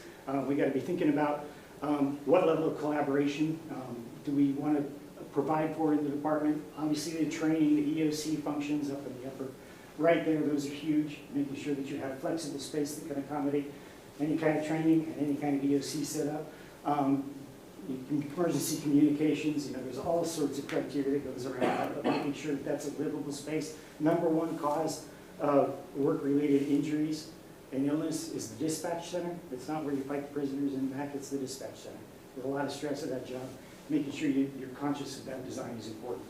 Evidentiary, I got a good friend of mine who works with CALEA, you know, the most specific criteria in the accreditation standards is relative to evidence handling. Everything else is talking about making sure that you prepare a procedure. This comes out and says specific stuff, and so we got to incorporate that in. And of course, you know, what I consider the most thoughtful part of the police station is how do you handle the detainees. And the reason it needs to be thoughtful is because I want you to be safe. And I want them to be safe because the community doesn't need the custodial responsibility. If something goes wrong in there, it's going to hit your insurance claims. And we want to make sure that we're doing the very best we can to protect the community from that. Ultimately, the CD phase is where we execute. This is where we really get down and dirty and do lots of drawings. We do use Revit. The entire team is on it. We do the BIM 360, which means we're all working in the same model. We all get to see the updates as they happen. So Brad over in his office is seeing the changes we're making over in our office. And that really streamlines communication and helps us avoid conflicts in the field later on. Yeah, we also, yeah. I was just gonna say, and this is where some of the experience of us working together comes into play. Like we said at the beginning, Rebecca and I and our teams have done a tremendous number of projects together. We're working collaboratively in the same model and things like that to avoid, unforeseen coordination issues in construction, and that's really where that experience comes into play. Yeah, and we leverage it internally, but we also want to leverage it externally. So we have the ability where everything is three-dimensional. So if we can give you, renderings or views into a space, we want to make that as real as possible for you. Jeff talked about we don't want you to enter a facility and be surprised by anything. We know how to read architectural drawings, and some of the professionals in this group probably know how to read architectural drawings, but not everyone does. We want you to know what a space that's 100 square feet feels like. What does that operationally feel like for someone inside that space? So we leverage that three-dimensional environment to better communicate the design decisions. And then, of course, the decision of how do you procure the project, whether it's straight GC bid or whether you do a construction manager. We have experience both ways. We can talk about the pros and cons. We can tell you when it's really appropriate to look at a construction manager. But again, Matt has tremendous experience and with this MCPPO training, knows all the ins and outs of how to make that happen as well. And then finally, in the CA phase, I want to tell you something that architects don't often say. We want to be a partner with your contractor. I'm going to hold his feet to the fire and make sure that the contract's enforced, but we want to be a partner. At the end of the day, we all have the same goal. We want to get a building built. That's what the contractor wants to do. That's what we want to do. That's what you want. And to the extent that we can be a partner with them, we can make that process much more streamlined. So our turnaround time on RFIs and shop drawings is pretty stringent, because I find that if I'm working with the contractor, they'll work with me better. If I'm creating hassles because they don't have the shop drawing in time because we're running late, that creates friction in the relationship, and I don't need that. Friction results in change orders. I don't want change orders. So I want to make a smooth relationship. It doesn't mean we're best pals and going to go hit the pub for a beer, because we still have a contract to enforce. But if we create a great working relationship, we can do that in a much more streamlined fashion. So how am I doing on time, first off? I got about, we got a few questions afterwards, so we got about 20 minutes until about 8:15. Okay, so I've got, we put up you asked about lessons learned, so we threw a few of them up here. So if, we'll tell a few stories and we'll see, we get too long, just say that's enough. Sure. Natick, you do for you. Sure. So kind of the first two that we wanted to talk about was site due diligence and environmental impacts. And these lessons are slightly different, and we've experienced them, I would say, even more recently than before. So Natick is an example, and we had a similar experience on Pepperell Public Safety of, when do you do site due diligence and to what extent? And this was really a lesson in, we did a ton of site due diligence, including ground penetrating radar, and it failed us during construction. So in this project, we had buried asbestos containing material like 20 feet down right below our building footprint. So we had to excavate that during the pandemic and manage that within our contingency and within our budget. They got the site from the Mass DOT. For pennies, so it should have been a sign. They collapsed the building inside and buried it. Yeah, so I think, one of the lessons is looking deeply into those phase one documents and where, how was the site acquired, and really looking into that history and understanding, is there a history of any type of contaminants? Do we, know what the site was used for previously, and is that an indication of what type of due diligence we should do? We do want to right-size that due diligence. If you're going through a site selection process, we don't want to present the town with, okay, we need to do all of these site investigations and spend a lot of money on sites that you may not ultimately use or build on. So you want to do it early, but you want to do it in an intentional manner. And I think that this is one example where, you may not catch everything, but having the right contingency and doing that due diligence is really important, to be thoughtful about that throughout the process. North Brookfield, I was just there. I came from there to here because we're working on the fire station right now, but that was the police station, the first one I did at Tecton. And they had somebody do a study, and they come up with a program, and they came up with sort of a building plan. What they failed to do was pick a site. And I got the job later on, and they picked a site, and it was a contaminated site. There was an old factory on it. And I looked at their budget, and I looked at the site, and they said, where's the money to clean the site? No, we got $150,000 from the state. This had an old factory on it that for a while it did automotive parts with asbestos brakes. It was for a while it was a shoe factory. I do. Everything under the sun was in this soil. We went back and looked at the program and said, we got to come up with more money to clean your site. And so we went and talked to the DEP and started working with them. We actually ended up getting another $300,000 from them, but we also revisited the program. We scaled down the building. We brought the whole thing into a program that worked for the community. The first 3 months of construction, they had a fence around it. I wasn't allowed on the site because I wasn't certified to be with all the nasties that was in the ground. The key to this story is we did all of this for the budget that previous architect had told me. The only additional money we got was from the DEP. That takes a lot of effort, and being aware of the challenges is key. I mentioned, well, first of all, I got to tell this story. I said I was going to do it. When I did Westford, Massachusetts, a long time ago with my prior firm, and I thought I was a real smart young architect, and I learned all this cool stuff about police facility design, so I'm all impressed with myself. And I designed this building, and I get the floor plan all right, and I do a brick building because brick is the first best choice for a police station because it's got low maintenance and natural ballistic resistance to it. I'm really jazzed about what I'm doing here. And I go and I do a presentation to the community, and nobody cared about how good my floor plan looked. They cared about my range or my cell block or the only thing they cared about is Westford is a clapboard community. The downtown in Westford is all clapboard, and I came with a brick building. Yeah. But brick is the best choice for, no. This was a real lesson in humility and saying, it's not my building, it's their building, it's got to fit their community. In Lexington, I have spent more time with the Historic District Commission than I think my daughter.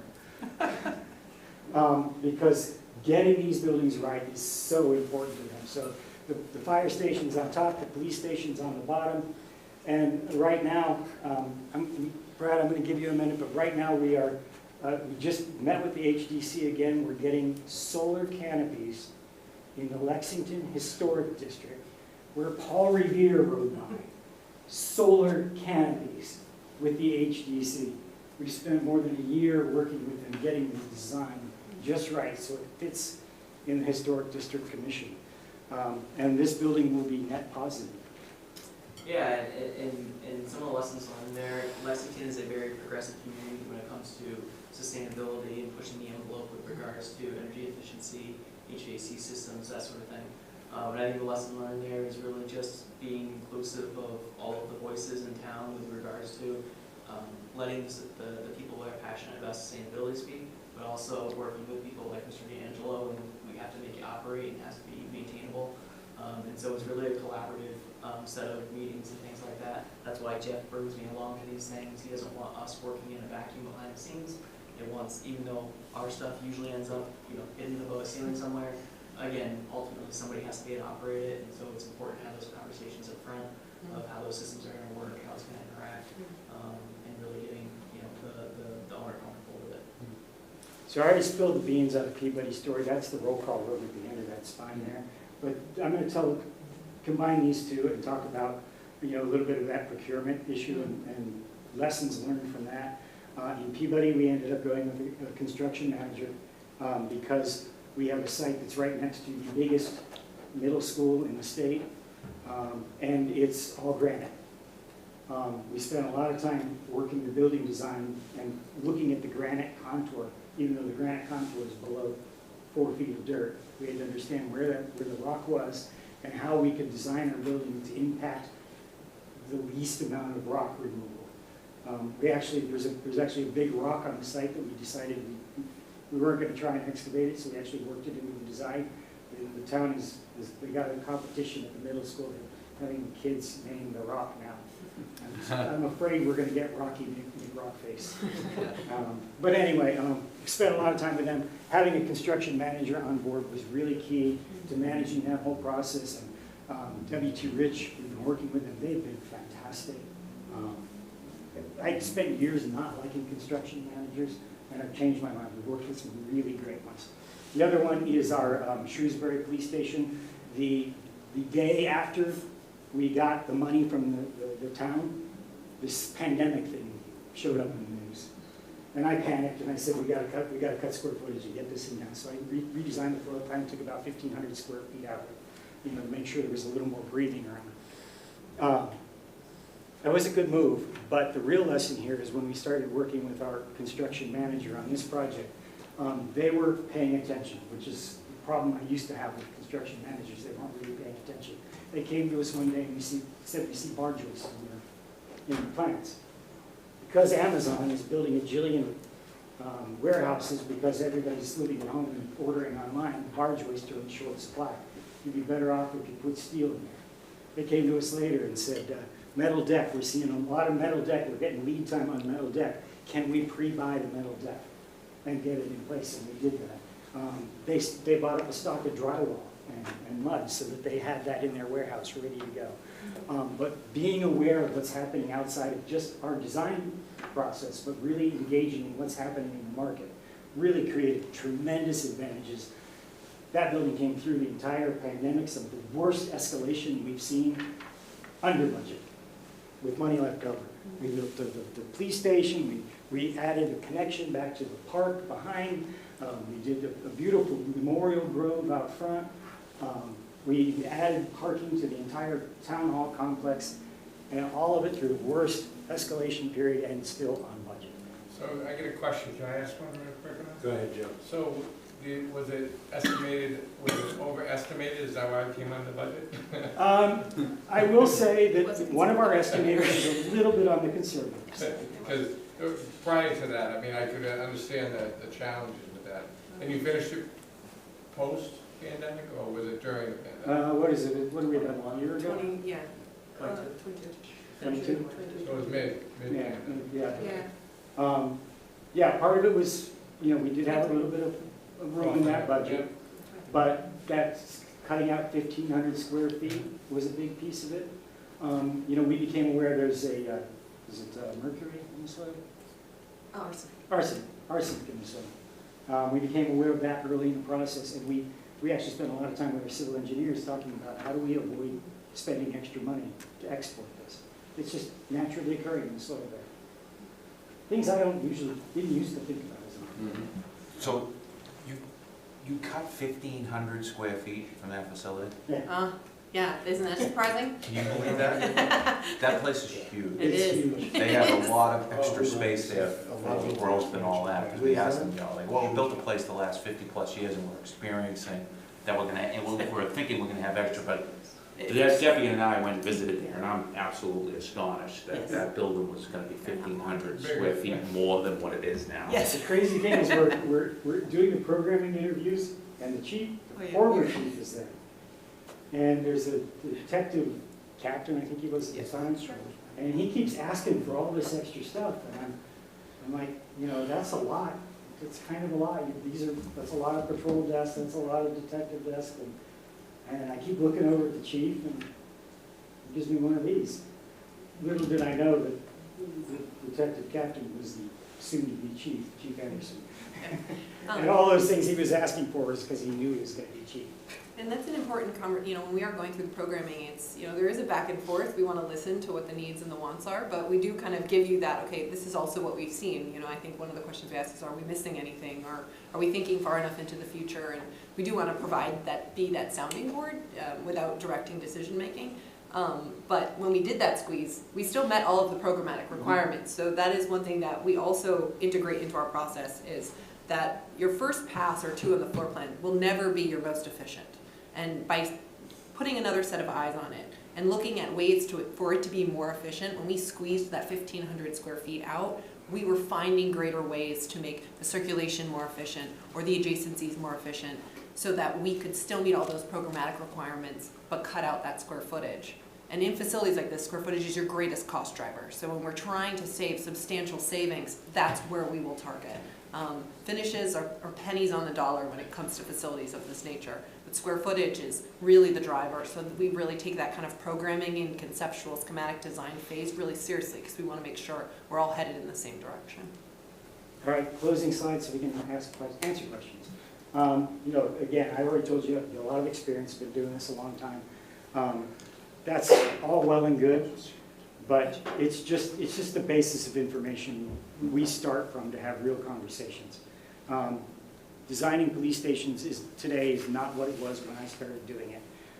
You've got to be so much more aware, so much more sensitive, so much more willing to listen to all sorts of voices, including community voices outside of the department and the community, so that when you go to ask for the money, you get support, and people believe in what you're doing. And I can't tell you, it's so important. We're at the East Station Design Conference the last couple of years, actually the last 3-4 years now, and there's so many sessions that talk about the importance of engaging the community as you go through a process like this. So I encourage you to look for opportunities, and we have a lot of different tools that we use for that as well. So. Yeah, we really like harnessing all the creative ability. You know, I purposely surround myself with people that are they don't have my same background. They bring different views on the equation, and you learn so much and create so many opportunities when you do that. I like really hard questions. What do you got? Okay, so we have a bunch of questions, but Awesome. I'm gonna keep to our schedule, so this is gonna be about a 10-minute. But I would like the town administrator to ask his net zero question, because residents do care about that. Yeah, thank you, Mr. Chairman. So, obviously, you've talked a little bit about the pandemic, the cost of a building, you know, and everything that's changed in the world and keeps changing. But obviously, a lot of people in Massachusetts, and you spoke to Lexington and in the community, are going to push net zero for everything, because that's just what we do. But I'm the finance guy, and eventually all of roads money lead back to me, and they're going to ask all these questions. So how do you balance the post-pandemic construction cost issues with the net zero issues that we are not Lexington, just to make sure that's clear. We just aren't. My good friend Jill Hay there, no offense to Lexington, but you know, there's no way we're Lexington. So we have to be a little bit more sober. How do you balance those issues of the modern day construction costs that are still changing, right, with the global markets, and trying to balance that sustainability piece that I think a portion of the community is going to look for.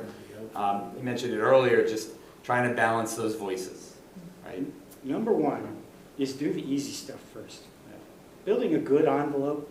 I mean, the very first time I was challenged with doing a LEED building, you know, I went through all the criteria, and the building a good envelope, the cost impact is so much less than all of those other wild things that you can throw into the building. You know, to get a higher level of insulation. I mean, the Lexington fire, you know, had our 36 in the walls, and then we upped that on the police station. Looking at the shape of the building, you know, I've done some sprawling and spread out buildings. Get it nice and compact. That saves a lot. It's the easy stuff. Start there and then work your way to the more complicated stuff. Don't build a solar canopy in a historic district. No. Solar is a great opportunity. Every building has to be planned for it. You know, geothermal and all of that can be quite costly in New England, but solar is a good way. But you have to be aware that in most cases you need more than will fit on the roof of your building. Thus the canopies we're doing. Yeah. And then, you know, keeping an eye on what's going on with new technology, but not falling in love with crazy stuff. You know, in Lexington, we will have the canopies, we will have a battery. when the power goes out, the emergency generator will kick in only long enough for the battery to take over and run the building. And then when the battery runs down, the generator can kick in unless the solar panels come on and recharge the battery. You know, according to the law, we're 72 hours on emergency power. That station can run weeks. Yeah, okay. Thinking about smart ways to get to resiliency. And, you know, keep it simple. Yeah. Keep it simple. I appreciate that, thank you. Thank you, Mr. Town Administrator. I'm just gonna, since we only have a few minutes left, I'm just gonna start with Kelsey. I wasn't expecting that. Well, I mean, I asked this before, but, to someone else, but with change orders, because you guys do have some outside consultants, do you find that there's any delay in like a change order RFI being answered? Like, what is your time frame? Do you, you know, I know you kind of touched upon it a little bit in the presentation, but obviously using outside firms. Yeah, I'm pushed all the time. You know, I get the same logs that Matt does on Peabody, and if I see something where, you know, it looks like it's been out there for, you know, 2 days, I'm like, what's going on? Let's get on this. How do we get an answer? That's that partnership. If you return, you know, if you work with the contractor to turn that information around quickly, you get a better working relationship. You know, the exact time frame depends on the complexity. Sometimes the question's a little more complicated, but the one thing we don't want is radio silence. We don't want the contractor having radio silence. We don't want the client having radio silence. If you get a tricky one in there that you've got to look at, you right away say, like, okay, here's what I'm seeing. I need to study this. Let's talk about the critical path and how do we work together to make sure this doesn't become a delay to the construction. And, you know, there's so much, it's so easy to pick one of these things up that they give us nowadays and reach out and have conversations. It's so important to do. And I was just going to add to that, you know, we've really embraced utilizing some of the platforms that the contractors use, like Procore and such, and that can help really improve the workflow. You know, when we first started getting into some of those outside programs, of course, anything new you're a little unfamiliar with, and maybe push back a little bit, but we've really learned to embrace it, and it's only improved our workflow, so that, you know, Rebecca doesn't have to get something and then forward it on to me. You know, it comes from the contractor through Procore, and we can be included in the workflow, and it's really improves that turnaround time. I've got a great story behind all that, why we're proactive about it, but I don't bring it up all the time with it, so. Thank you. I just want to give Councilor DeLoco a chance. He didn't get one last time. Okay, yeah, thanks. That's some almost closing out here. Yeah, a couple things. Is Peabody built yet? The site is cleared, construction's starting in this early spring. The actual final package is going. No, because I have coffee with a councilman Oh, yeah. from Peabody, so Yeah. I'll ask him tomorrow how good you guys are. Please do. It's been a great working relationship. Yeah. It really has. Because Brian's a councilman too, and I'm vice chair, so what assistance will you give us for the public outreach? Because that's gonna be the big thing that we have to sell, you know, whether it's a debt exclusion or whatever it is, so we're gonna need you to be partners with us. I'm just kinda curious on how you'll handle that. There's a lot of different tools we use. You know, in Peabody, we scheduled the meetings at the middle school early on in the design process, let the community have the chance to have a voice in the process. That's important. We've also done some prioritization exercises where we did this with one little town in Massachusetts where you know, the project was bigger than their wallet. And so we talked to the department and got their priorities, then we talked to the community, got their priorities, with a little bit of background education first. And we used the Mentimeter tool where you do the online polling, and we're actually able to bring them together and say, look, you guys have a lot of the same priorities. Let's focus on those priorities and get the building design around that. And we would bring the design into the budget range that they were looking for by focusing on the highest priorities and getting the community and the department on the same page. So there's a lot of different tools. You have one? Yeah, so I think there's a lot of different tools. I think it starts as an early conversation where we actually help put together an engagement plan. We want to start from day one Who do we want to engage? When do we want to engage them? How many community conversations do we want to have? And we plan them out for the entire process of the project. And we can have targeted conversations at each of those engagement points. One of the main things we have learned is we want to meet people where they are. It is challenging to add one more thing to your calendar. We want to make sure that the information is accessible and convenient and consistent. So there's a lot of different ways we can do that through project websites, through, and Jeff mentioned a few tools. We have a huge toolkit available to us, but you know your community best. So we want to kind of heed your advice and feedback on what you think will reach at the maximum amount of people. We'll bring the ideas. Yeah, we'll bring the ideas. This is the one I think is going to work best. Absolutely. Okay, all right, thank you. As chairman, I have to ask a question. I'll give you three the first crack at the next group. Because I asked this to the last group, what I'm looking for is if you have a downtown police station that you've done, and the second follow-up to that is, have you left a facade of another building and added on to it? As we're looking for sites. Interesting, we were actually doing that in Lexington. We had intended to keep the facade of the old police station.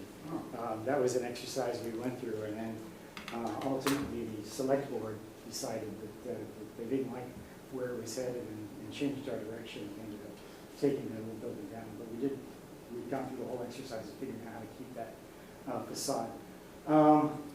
We have done that before. It wasn't in the public safety. Our firm has done that before. Where we've left a facade standing. It was not a public safety facility, and it requires a lot of logistics in order to keep that upright while you're doing work around that building. But it's an interesting challenge for sure. Yes, this would have been a 100-year-old school. Yeah. This was a school. Yeah, the project I'm referencing was a private school. So you have had some experience with this? Yes. Yes. Thank you. Yeah. Before I give you the last word, you're the highest rank here. Would you like one question, or are you all set? No, I'm good. Okay. Not a good hard one. You'll be first for the next group.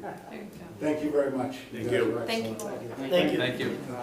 We're really interested in working with you on this project. We get excited about it. We get jazzed every day for working on public safety facilities. I always tell people ask me when I'm going to retire, and I said, when you stop having fun. It hasn't happened yet. It's important work that you do. It's important work that we do in helping you. So I take a lot of pride and a lot of joy in doing it. So thank you. Thank you. Thank you. Thank you.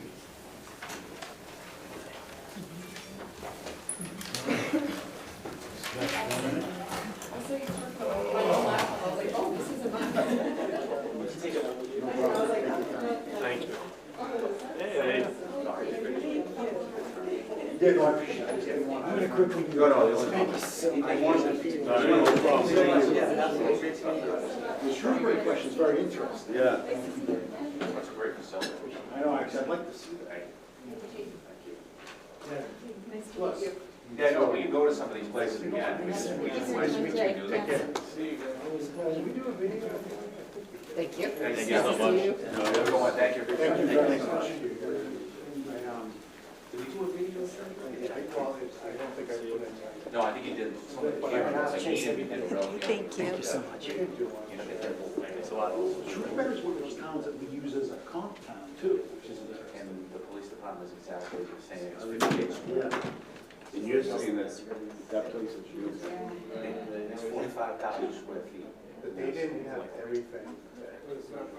No, they didn't have our bells and whistles, but what they did do is Get us they go for the all furniture. together. So like we went into the where the jacuzzi is, and you walk into the room and you're like, how many detectives do you have? And he's like, oh, 6. And I'm like, what's with the whole, they have like a whole other section that they put in. They even built a room for their future community service units.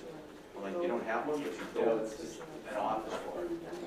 Fully furnished, the whole nine yards. As, like, we're gonna grow, we're gonna basically make that. No, they did. I mean, I thought we should be they're gonna have like double the size to take up all the space and that extra, That is an issue. That is an issue. The issue,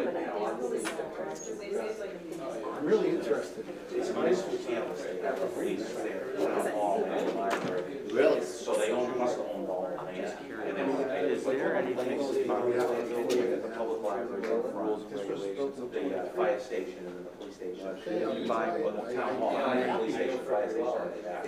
So, but they kind of, you buy one, you already own all this land. So everything like this. You buy, it's not connected to a fire station. 2%. Remember, Shrewsbury, they like own the whole area, the town. You know where I'm getting at, you strategically, like, kind of strong arm them, take. No, More bang for your buck if you buy.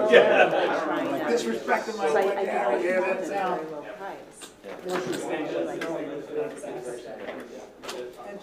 Are you guys all ready for the next group? Well, there should be a room, I don't know. No. We're working Yes, on it. Pam, thank you. You are?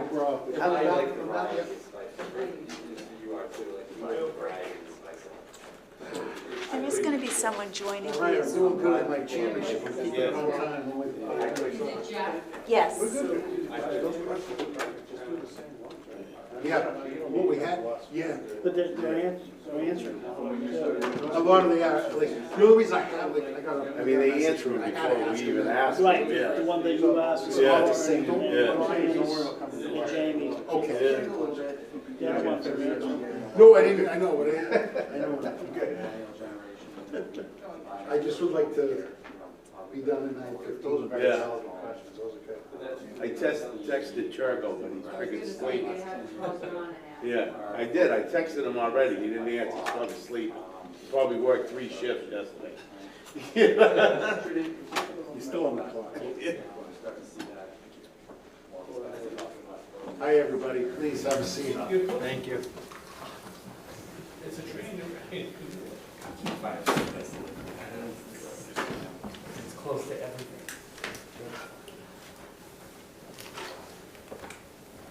Chairman, we have Jeff Shaw on Zoom as well from the project team. Oh, Jeff, okay. thank you.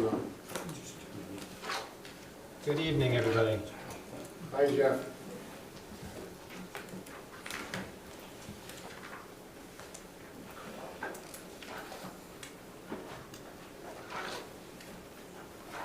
This is a copy of our presentation. Oh, thank you.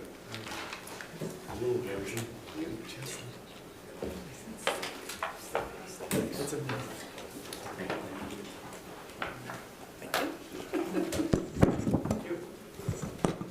Oh, you can read it.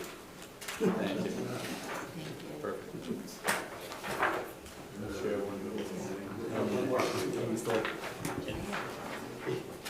Amy's, what are you doing 4 other things over here? Two, Good evening, everybody. We would like to introduce ourselves first, and then we will give you the floor. So I'm going to start again to my right. Good evening, my name is Gary Primo, I'm with the Metacom Emergency Communications Center. I welcome Jim West, Deputy Chief of Police. I am Bob Delaco, Vice Chair of the Franklin Town Council. Brian Chandler, Vice Chair of this committee. Kelsey Alexander, committee member, civil engineering background. Hello, TJ Lynch, Chief of Police. Mike D'Angelo, I'm the Director of Public Facilities for the town and school, and I'm also a mechanical engineer. And I'm Joe Sullivan with CHA, we're the owner's project manager, and with me is Joe Lynch, a project manager from CHA. Hi, Amy Frigiletti, Deputy Town Administrator. And I'm Jamie Helen, the town administrator. Nice to meet you too. You have the floor. Please. You can start. All right. Thank you for letting us interview this evening. We're very excited about this project, especially starting a project in the feasibility stage. This is a very important specialty in our firm, particularly focusing on bringing projects on the feasibility study process. Developing a very thorough feasibility study is something we think is critically important to every project, particularly one that has to go through an involved public process, gaining support, and eventually gaining funding through the voters. And we'll talk a bit about that process and how we engage the community in a bit. We also are really excited about doing a project that's rooted in the town of Franklin, something that involves creating a project, a building, an experience that reflects the community, reflects its place, and is really, rooted, as I said. We do place a high importance on bringing a strong team to a project. That's why you see before you very experienced folks that have been through this feasibility study process, been through the design and construction of municipal buildings, focusing on police stations before. And I think another really critical aspect of our team is the ability to bring a real focus on the QA, QC, the quality control part of the project. It's why we actually have developed a whole QA, QC team in the office that helps all of the projects. And again, you'll hear a little bit more about that. I don't know if the presentation is up so far. I haven't been able to see it on the screen yet, but let me know if I can just dive right in. All right, great. Please. Excellent. We're all going to introduce ourselves here, just a little bit more about our roles. As principal of this project, I'll be leading the overall design team and helping to define the project direction. I'll be maintaining our relationship with the town of Franklin and all the various players in that town, committee and user groups.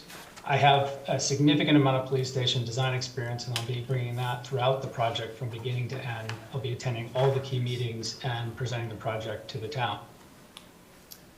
Hi everyone, my name is Peter Nelson and I'm a project manager with Context Architecture, and I'll be your primary point of contact on this project.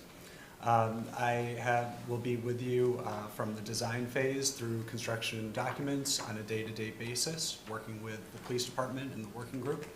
I have worked with Jeff and Ellen and the rest of the Context team on numerous police and public safety projects. I've also worked with our team of consultants on many other projects as well. I look forward to the opportunity to work with you on this project.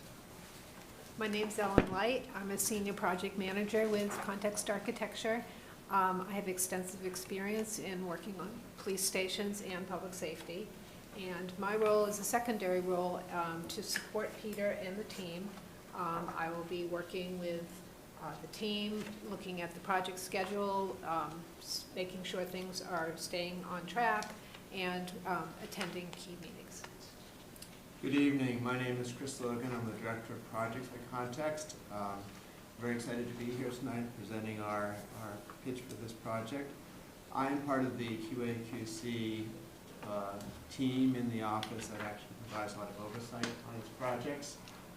It's composed of myself and Elizabeth, two senior architects.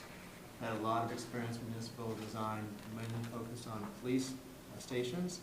I'll go into a little more depth later on in the presentation what the QA/QC team does. But essentially it's going to track the entire project, working closely with the team. We have a significant amount of police station experience, so we'll be lending that experience to the team, as well as making sure that our standards are kept high and that we are listening to your programmatic needs, documenting those, and making sure that they're incorporated in the project as it goes forward, so that all deliverables meet your expectations, and in the results you get the type of project that the town deserves and we want. In addition to the folks you see in front of you and myself, we also have a team in the office that is dedicated to this project, as well as a full consultant team, which you can see here. All of these folks have worked with us on exactly this type of project before, police station projects. We have a long track record with many of them, and are really, handpicking them for this particular project, specifically some of those that will be working in the site selection process, trying to vet out the sites to make sure that they are appropriate and exposing any challenges that we might need to work through.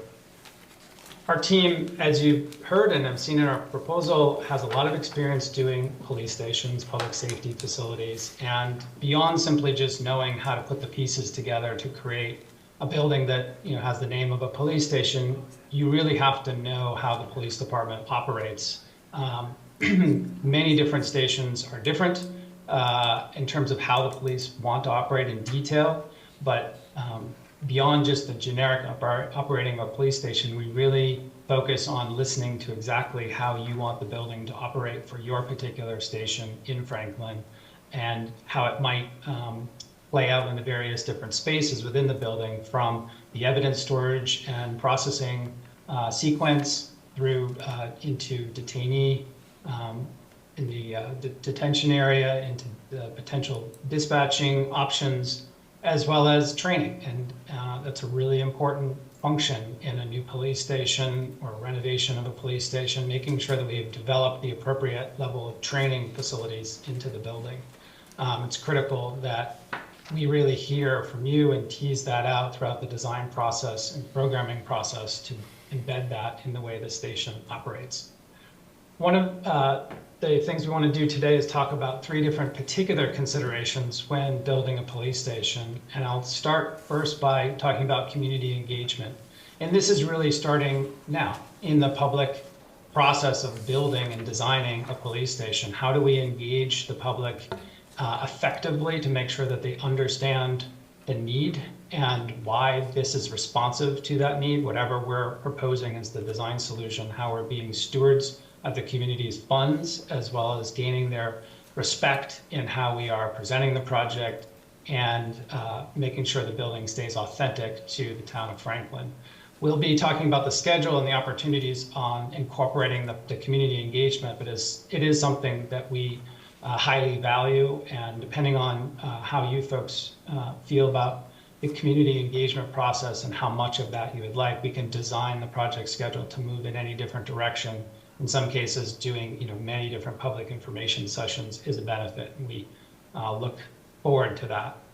The second aspect is programmatic flexibility. In this day and age of very high construction costs, we have to focus on making sure that we maximize every space in the building to perform for the police department. It's critically important that we look at ways of making a space do 1, 2, or maybe even 3 different functions, from the possibility of incorporating movable partitions or configuring spaces in a certain way, to making sure that spaces that might need to grow in the future, like for instance, the gender ratio between male and female locker rooms, are positioned in such a way where a wall can easily be removed and rebuilt and expand the capacity in a certain design way. In fact, that's something we've done on a couple of projects, police station projects, to make sure that they have that future capacity embedded. We don't necessarily know what the next set of requirements that the police department will be having to deal with 15, 20 years from now, but we want to make sure this building is best positioned to incorporate that. Finally, balancing the openness and security that a modern police station needs to have. It's sort of 2 sides of the same coin. We want to make sure this building is transparent and engaging to the public. We want to make sure that the public feels comfortable approaching, coming in, talking to the police department for the various matters they may have at hand. And that has a lot to do with the look and feel of the building and how much light may be come into it, the public lobby spaces and those public spaces at the front of the station. We do not want to make a building into a fortress or something that looks overbearing, but there's still security requirements to build in, and it's critically important that those function well. And we have a lot of experience embedding those behind the scenes within the architecture, within the design of the facility, to make sure that all of the security requirements that should be there are there. The building's positioned to operate well for the police departments who work here, and make sure the public still feels comfortable coming in. It's really a thing that we look at throughout the design process and test our designs against, to make sure that at the end we're satisfying both at the same time. Energy efficiency and sustainability is something we value.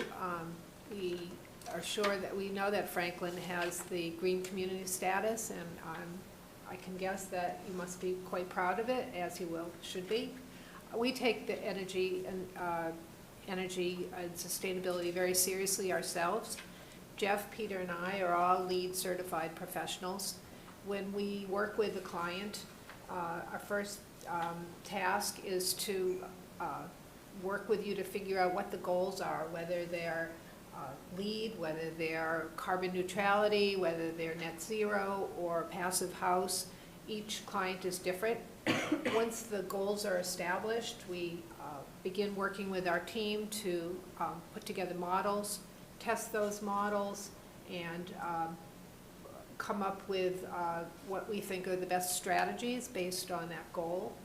We also have our mechanical engineers work with us to put together a life cycle cost analysis on the mechanical system, which you know is an expensive part of the building, to make sure that not only it's efficient during installation, but that over a long period of time you get the best bang for your buck.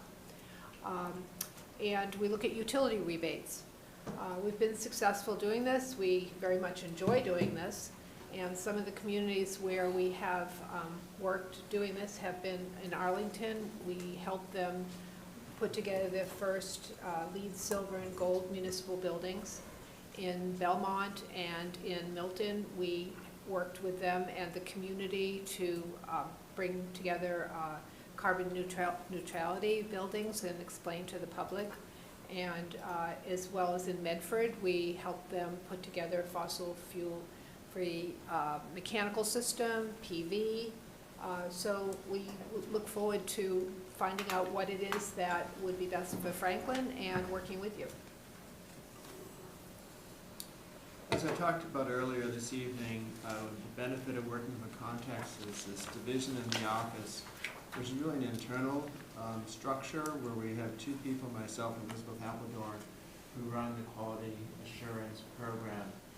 And what that means is we're engaged in the beginning of every project. We're actually engaged as we decide to pursue a project and begin to develop an approach that would be applicable to the nature of the job. This starts with programming and design.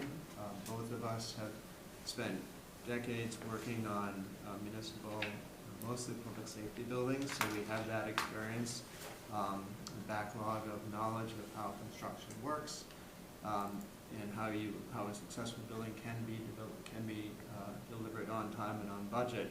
So we work towards bring all that towards the design of a project, working closely with the design team, but we also begin to really look at schedule and how the schedule and design really need to go hand in hand in order to be able to meet your overall project schedule, and also how cost estimating and visiting costing as it goes through the process is also a key element. To make sure that we're revisiting those on a regular basis, and if pricing comes in a bit high, we're proactive. We have a lot of discussions in the office that we come to you with solutions as to how we can bring it back within budget without affecting the program or the quality of the design in the building. All of this to say, we have found that it has really turned our deliverables around, so that we're producing a good product every time we meet with you. It has allowed us to ask more pointed questions as we go through the process, because we are more prepared, and we're able to actually develop a stronger design for you, not only architecturally but also with our engineers. So we would look forward to applying this process to this project, and I hope to be doing it with you. One project that exemplifies the design considerations that Jeff was talking about earlier is the Medford Police Headquarters. This project, our goal was to provide a building that represents the context that this building was constructed.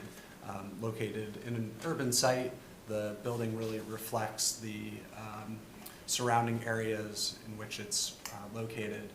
But in addition to that, it really emphasizes the security and safety considerations that were needed for the police department operations. One other key factor in this project that was built into the design is the flexibility that Jeff was mentioning as well. In this case, the locker rooms can be expanded with minimal construction and while maintaining the egress and circulation patterns within the building. So this allows for future growth and change, and really provides a flexible building for many years to come. One challenge we faced on this project was the site considerations and the phasing of construction. The new building is located adjacent to the existing police headquarters. So early in the design phase process, we developed phasing diagrams to communicate to the contractor ways to phase the construction of the building without interrupting the operations of the existing police department. And during the construction phase, we refine these phasing diagrams closely with the contractor, with the police department, to fine-tune, on a regular basis how the construction can proceed while maintaining the operations of the existing police department. And this really allowed us to maintain the schedule and budget throughout the construction duration. The Weston Police Station is a smaller suburban station, and it's built outside of the town center. One very interesting challenge of this project was that we were asked to place the station on a campus that already had the DPW building, fairly contemporary building as well, but built before we were there with a different architect, and to make this into a campus. So the facade that you're looking at right now reflects the materials, and it's sympathetic. It looks good with the adjacent building. But of course, we were balancing that against the needs of the police station, both the public and the secure area. The front corner that you see there has a very welcoming training room that works well, not only for police training, but community groups use it as well, and it's in a nice prominent location on the site. In addition to planning the building so that it has a public face and a secure face hidden from the public, the site planning of the traffic circulation also needed to do this. It's a busy site that has DPW trucks going to the back to their storage sheds, and as you go to the parking for the police station, of course, is at the front at the entry, but as you go towards the rear of the site, there's a freestanding firing range and a sally port that are pretty much concealed from public view. The other challenge that we faced with this station was, as we were designing it, the police chief retired. So of course the new chief came in and had changes that he wanted to make, as well as bringing in another senior staff member that required another office. But we were able to be flexible with that. We were able to revise the plan without sacrificing our project schedule, without really increasing the budget, and it all worked out very well, actually to the point where the police station who took up, the police chief who took over the building was quite happy with it and went on to recommend us to many other communities after that. I'm going to talk about a couple of projects that we've done, a couple of police stations that we've done that are very similar, face some of the similar challenges that you're facing in Franklin. This is the Whitman Police Station. It used to be housed in a small building behind Town Hall, about 7,000 or so square feet. They were in need of a much larger facility, weren't too sure that they could add on to it and renovate it. In the end, after doing some studies for them, that didn't seem practical for a number of reasons. They also wanted to have a much stronger face in town. Like Weston, they had an interest in community development. So they acquired a piece of land that's right across the town common. Allowed us to really make a very attractive face onto the common, a very welcoming image for the police station. And they, like Weston, decided to make the training facility and training room a community room as well. So there is a definite public aspect of this building too. Some of the challenge, and also we tripled the size of the facility, which allowed for future expansion and growth of the department. Two things that were really high up on the list of our criteria. A couple of challenges occurred which were a little different than other challenges we've seen in buildings. The contractor who was awarded the job ended up changing out their their superintendent twice, and their project manager 3 times over the course of the 12 months of construction.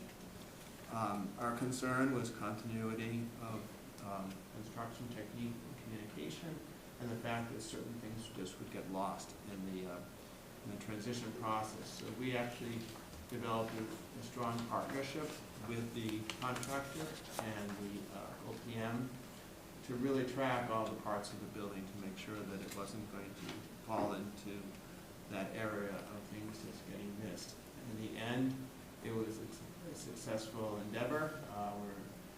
We're very pleased that the building turned out the way it did, and the town was thrilled with this new station. And then at the end, when we started doing all of the balancing of the systems as they moved in, we discovered that the HVAC system wasn't operating as efficiently as it should be. We brought our engineers in, spent a lot of time diagnosing all the different elements of the equipment, and we actually, in the process, discovered that there had been some lapping of the air vapor barrier that wasn't sealed properly. Went back in with contractors, sealed all it up, and then were able to balance the building properly and resolve the HVAC issues. So it was fortuitous, it happened so quickly.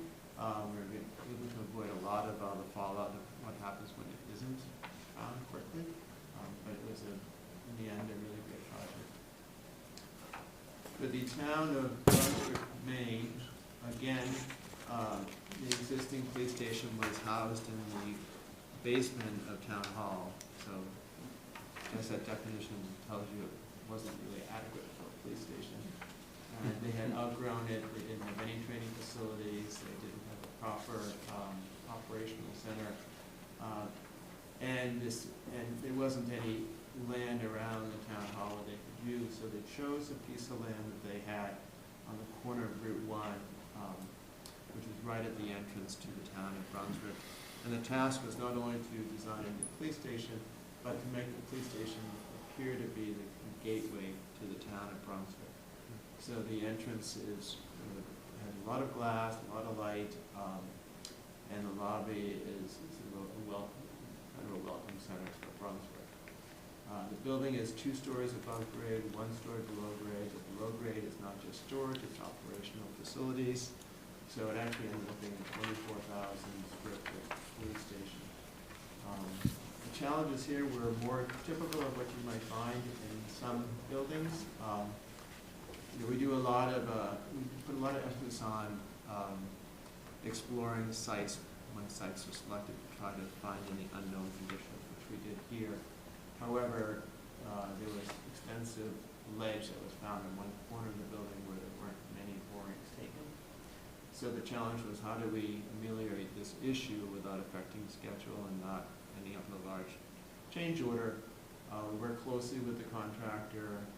We're able to remove some of the ledge. There wasn't a slight added cost, but we did it in such a way that there wasn't an extension to the schedule, which, as you know, when you extend the schedule, there are also some other costs that come along with that. So we're able to ameliorate some of the budget impact. And then along with that, they found some water around where the ledge was. So while we were doing the ledge work, we did real-time designing with our civil engineers to develop a underground drainage system to remove all the water from where it was and back to the storm drainage system on the site to make the building footprint quite dry. The project schedule is a critical tool that we use for all of our projects, not only to establish design guidelines and milestones, but to integrate cost control and QA/QC processes into our schedule. So starting off with the feasibility study, this is the time when we gather a lot of information from the police department, work with the working group closely to establish a strong foundation for the project. And during this time, we will include a high-level cost estimate to really get a sense of where the project is landing in terms of the project budget, and gives us a really early opportunity to make any changes to the design or to the goals of the project. This cost control continues through every phase of the project and is really important to provide those checkpoints and check-ins with the working group and make sure that the building is meeting the budget that is established for the project. Similarly, we have the QA/QC process integrated into all of our phases of design, and this really takes the opportunity to utilize the expertise of Chris and Elizabeth to provide outside reviews on the documents that we're preparing and really provide the highest level quality drawings and specifications for this project. And finally, we plan in advance for not only the working group meetings, but public presentations. It's really important for us to communicate the designs to the public and get the buy-in and support from the public through the entire phase of the project, starting from the early conceptual phase all the way through construction. As Peter said at the beginning of the project, it's important for us to establish the goals and work with the chief and his designated staff to understand what the program would be. We want to look at the station out 30 years, so we first look at staffing. What is your staffing now? What do you think staffing might be in the future? Then we move on to also look at staff parking. We look at the spaces that are in the existing station. What is working? What are you missing? What needs to grow? What might shrink? And after we start having those conversations and interviews, we develop something called our Space Needs Program, where we take each space, give it its own page, and put together the criteria that later becomes the roadmap. I brought the space needs from a current police station working on now, and I'll pass this around when we're done with the presentation.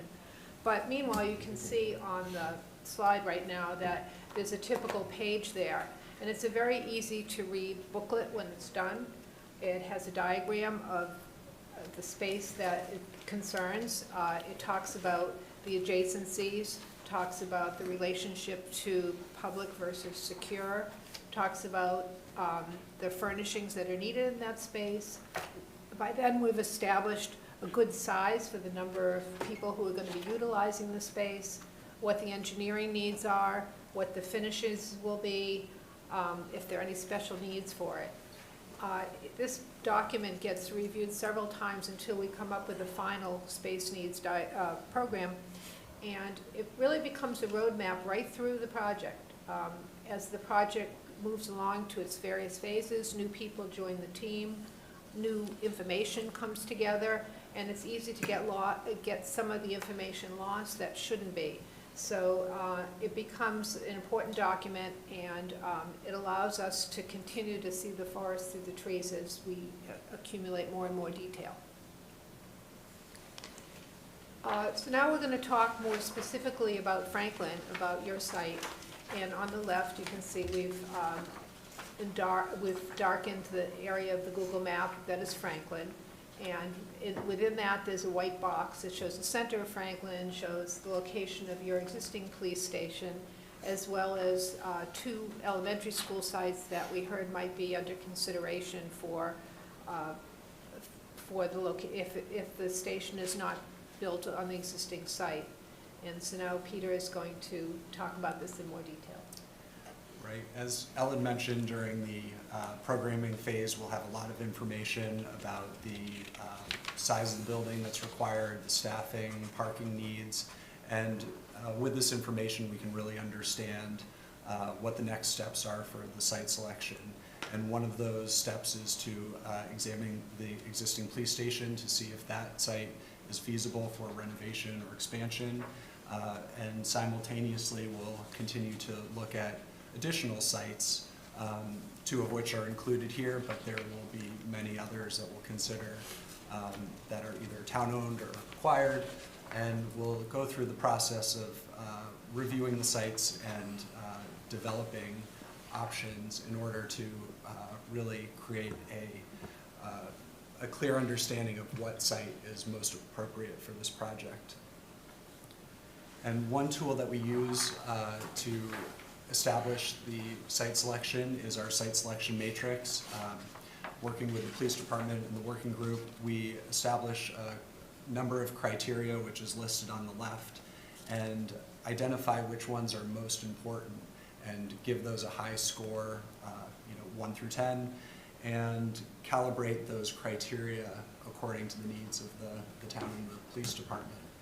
And as we go through each site, each criteria is given a score that is weighted and calculated, and from that analysis, 1, 2, 3, 4 sites will rise to the top as being the ones that will be reviewed in more detail and further consideration for the site selection. And once we have a few sites that are really the ones that are feasible for the project, we'll start with building test fits, and this is when you get to really see how the building starts to fit on the site. These are examples of other test fits that we've done for other projects, but you start to see how the circulation works, how the building relates to the street, how security and parking is integrated into the site. And these test fits coincide with the site selection matrix and ultimately lead to a recommendation for the site for this project. I want to wrap us up here and get into your questions in a moment, but I just want to say there's a few factors that we believe set us apart and make us ideal choices for this project. We have really understood this project well and feel like bringing the senior level team is important to make sure and ensure the success of the project. Really diving into the community engagement, the feasibility part of the project, but also through the use of our QA/QC team in-house to the project, as well as our experienced staff moving through all of the rest of the phases of the project. We really see this as a way to ensure a smooth process from beginning to end. We do understand the challenges that municipalities face and public safety personnel face in getting these projects moving through the process, getting them built. There's a lot of financial pressures on this, and we understand how to accommodate those in the design and configuration of these buildings. We believe we are exceptional communicators, and this is part of that public engagement and including the regulatory process. Making sure we listen clearly and provide creativity throughout the process is important to develop our relationship with you, but also a really great building. And as I said numerous times, I think throughout here, you have a team that I think is really well suited to provide an excellent project. And really that QA/QC part of it, I think helps us stand apart as leaders in this industry. So I want to wrap us up by saying again, just thank you for allowing me to present digitally here. And certainly our team and myself are really excited about this project and ready to dive into your questions. Thank you. Okay, as with the other two, we have a list of questions. We're just going to go around, and we have about 15 minutes left, so I'm just going to start with Mr. Primo on that side. Thank you, Mr. Chair. You mentioned a couple of pieces of technology you use to stay on top of things. How does your firm stay current with the technology and best practices, and how do you build that into your projects?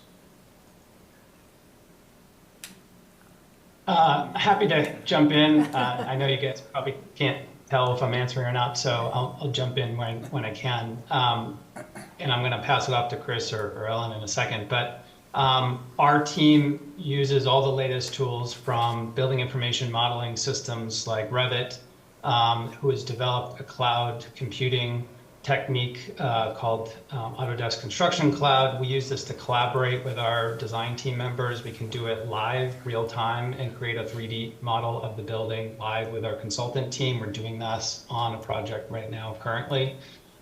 We also use the whole host and suite of communication tools that I think we've all become very familiar with, digital meeting tools to collaborate on a regular basis. We're now usually having weekly communication sessions and collaboration sessions with our consultants using those tools. We also utilize Bluebeam in the office, which is another digital tool that allows us to share information, including markups on drawings and designs, so that we can pass that information along pretty quickly and make sure everybody's on the same page. And in construction, we utilize a system called Part 3. It's our own internal information management system. It integrates with Procore and other contractor-related tools, but allows us to hold on to that data instead of having the contractor own it. So it's an additional layer beyond the typical tools you might see in construction that the contractor might bring to the table. And it's very useful to allow us to walk away with a comprehensive picture of the project. But I'll pass it off to the rest of my team now. You can start now. So, just following up on what Jeff has told us, I think what has really changed the last 5 years is the fluidity of our communication with clients and with contractors. And I say that because we used to always just meet in person, and then we went all virtual, and now we're back to hybrid. We still strongly believe in in-person meetings. We find at the beginning of a project it's critical to establish that relationship. And there are many times when you're presenting a project, you need to have that across-the-table discussion. As you get a little further into the project, we do a hybrid, where some of our meetings are hybrid because we're just presenting an update. If we're presenting something new, it's an in-person meeting. But we use all the tools, the 3D tools, to be able to communicate our designs clearly to clients, because we have found over the years that if we can build the model in such a way that we're able to do snapshots of various parts of the progress design and present it as though it is the beginnings of a building, it actually has a much bigger impact, and we get a lot better feedback from our clients, which allows us to go to the next level and embellish them even more. And as I said, part of our process of QA/QC also focuses on what our deliverables are, so that we are able to time the work that it takes to get to that stage, so that it's a valuable presentation to you. It's not just a work in progress. You're actually seeing something. We come to the meeting with a list of criteria. We establish an agenda, and we say at the very beginning, our goal for this meeting is ABC. So you're aware of what we're looking for, and we're aware of what you're wanting us to be doing. I was just going to say that I'm very excited about the way the work world has evolved into what is now hybrid for our company and for many companies, because it gives us the choice of when to use Zoom and when to meet in person. In terms of putting the whole project together, I find the hybrid model great because, as Chris says, when we start working with a client, we want to sit down one-to-one, but there are times when it's not convenient for everybody to sit down, and Zoom has evolved into a way to really be able to transfer information very easily. And that works with our consultants as well. I used to, back in the day when everything was in person, have the whole MEP team hike up to our office, and half the team who weren't really dealing with the part we were talking about had to sit there. And now we can really zero in, and we can talk to electrical people for 45 minutes and then move to the next team and do it with Zoom, save the transportation time. As Jeff said, we have very sophisticated software, so we can be using Bluebeam and Revit to update our models as the project evolves. So does that answer your question? It does, thank you. Okay, thank you. Can I add one other thing? One thing that we utilize in our office is VR, virtual reality. So we use it internally as a way to test our designs, walk through the building, look for conflicts and solve issues. But we've invited our clients in to test it out themselves and take a walk through the building, look at finishes, and really understand how the spaces look in virtual reality. And it's a really useful tool. It's a good way to step away from the screen and from printouts and get a really clear understanding of the building. It's a fun process as well. it was really fun to have the Lawrence Police Department into the office to do that.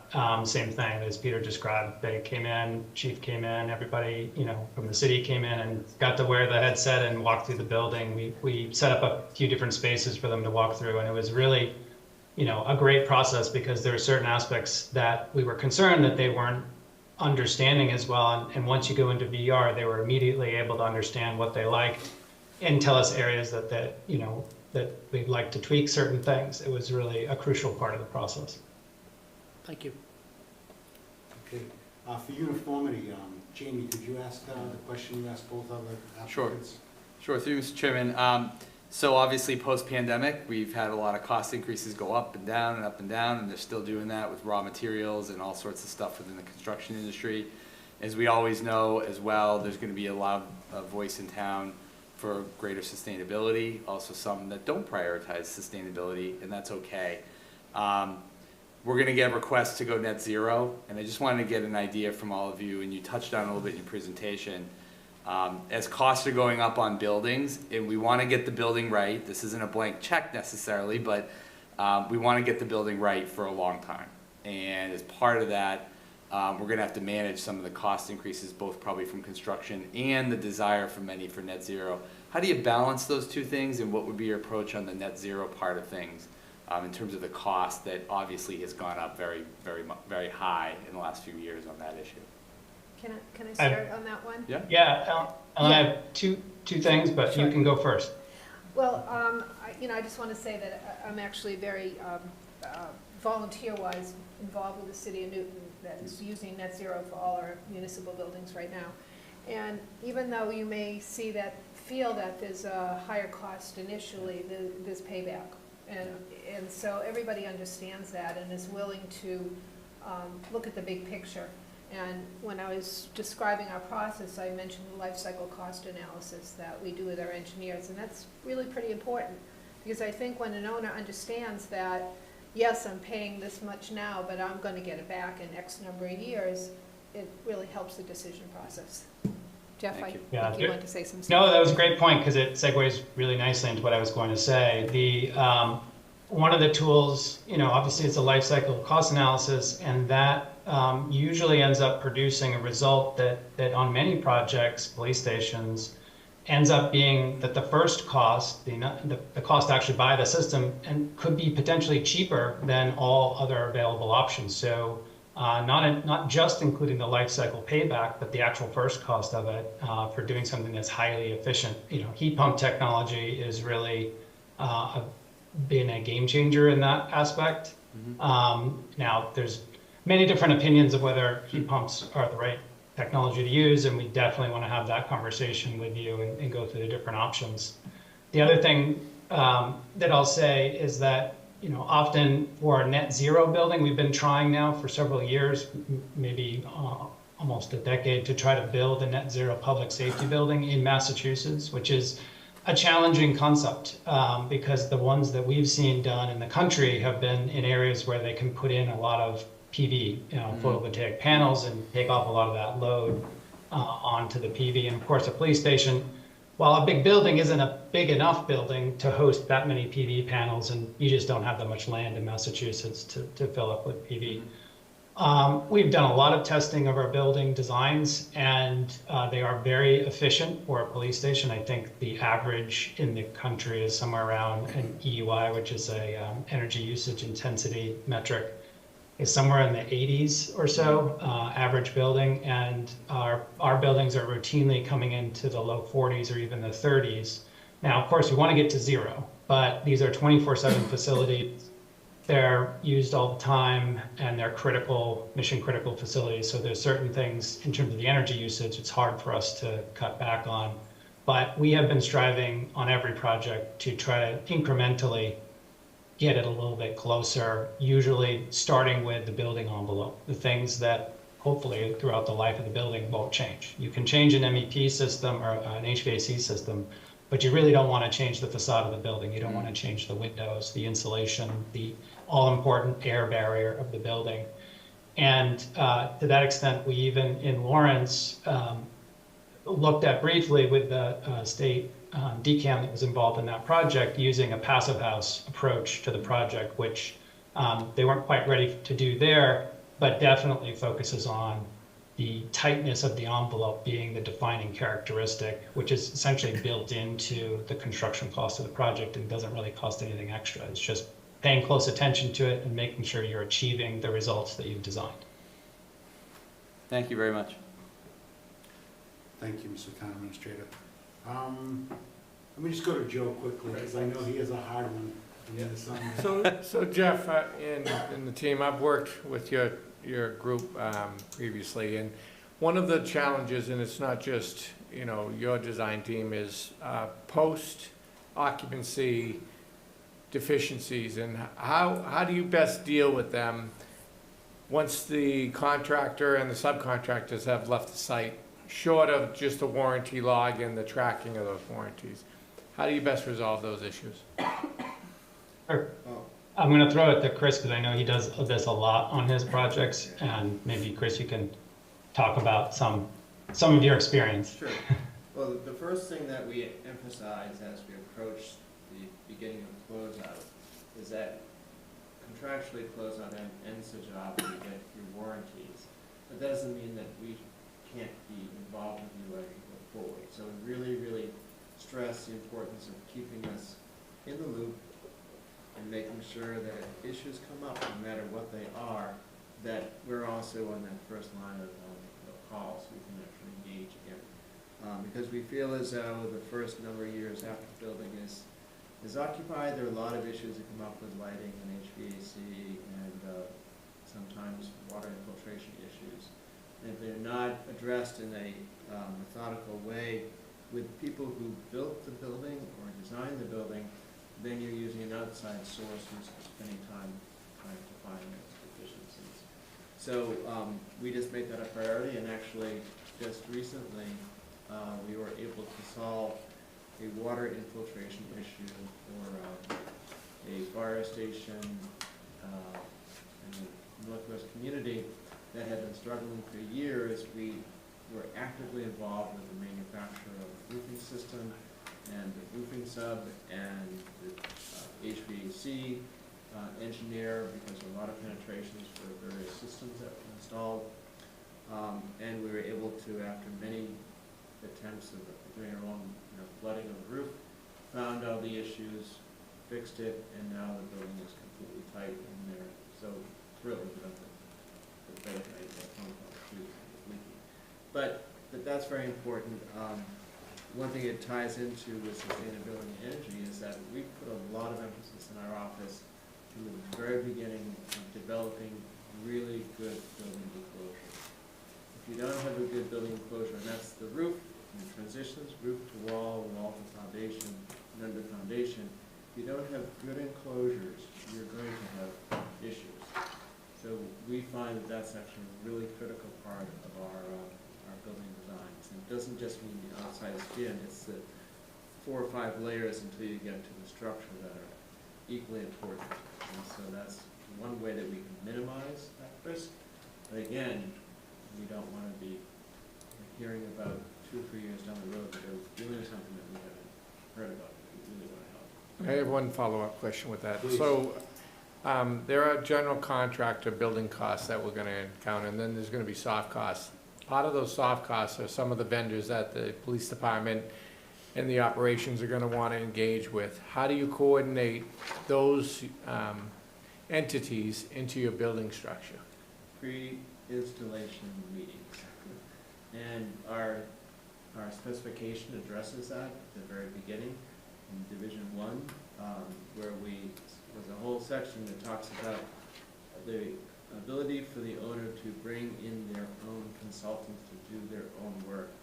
And we try to suss that out during the design process to make sure if provisions are needed, we try to include as many provisions as possible so that work can happen at a later date if it has to work at a later date. But the fact that there has to be coordination among the GC and the various subcontractors and these outside vendors. Okay, thank you. Yeah. I'm going to jump in and give you one more comment because I know we're short on time here, but all of our senior staff is MC, PPO certified. We all understand the public purchasing requirements, and in terms of what the options are that the town will have for vendors, we have seen recently some changes and some interpretations of that and the Attorney General's responses to some of those things that have changed some of the procurement methods, and we are live in certain projects changing the way we bid out these ancillary systems like communications or security, things like that. But as Chris mentioned, we're actively involved during the design phase with all of your vendors that you might bring in to make sure that the building's being designed appropriately for them, and then during construction to make sure that the contractor is aware of what needs to happen and is integrating that in the process. Thank you. Thank you, Joe. Okay, since your time is almost up, I'm just going to finish with my last question. You guys are all set? Okay. I asked this to both of the other applicants. Have you ever done a downtown police station, but keeping the facade of a building that's already there? And we use an old school as an example. Right, yeah. We have done this on occasion.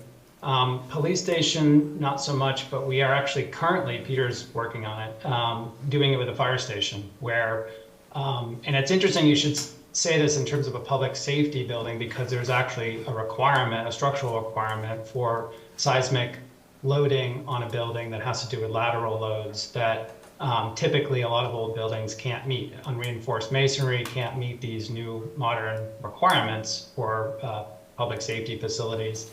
And so what we ended up doing in a couple of locations is saving the facade, but basically having to, because of the cost of renovating, it just made more sense to demolish the majority of the rest of the building and put in a brand new structural frame that has all of the provisions that the building code allows to make sure the building's going to withstand these wind and seismic events, but keeping the historical nature of the original fabric that everybody wanted to see and wanted to restore. So we have done this a few times. It's not typical because there's added costs associated to it, but oftentimes because of historic or community sentimentality, we have taken a strong look at that, and in this case, as I said, Peter may want to talk about it a bit, but are doing it currently. Yeah, it's an interesting challenge to deal with. The project that I'm finishing up right now, we're completing our bid documents, is really maintaining the historic aspect of an urban fire station and integrating a new modern addition and really upgrading all of the structural components, but also providing all the requirements for the fire department. So it's a really challenging project, but really interesting to maintain the historic character of this building. Okay, thank you. Jeff, that was a perfect answer. That's exactly what I was looking for. Excellent. Mr. Town Administrator, are we all set with them? Yep, I mean, unless anybody has any other quick questions, I think we're good to go. Thank you very much. Thank you. Thank you. Thank you for Paul, I coming in. appreciate the opportunity, especially to invite me in digitally. That's really nice. I'm involved in all these projects personally, and it's nice to be able to participate with the team. Thanks, Jeff. Thanks. Have a nice night too. I think we have one. We have. No, that's our proposal. This is the Lawrence Police Station at Kevin Space Suites, if you want Yeah, well, to pass it please around. put it up there. Thank you. All right. Let them leave and we'll finish up.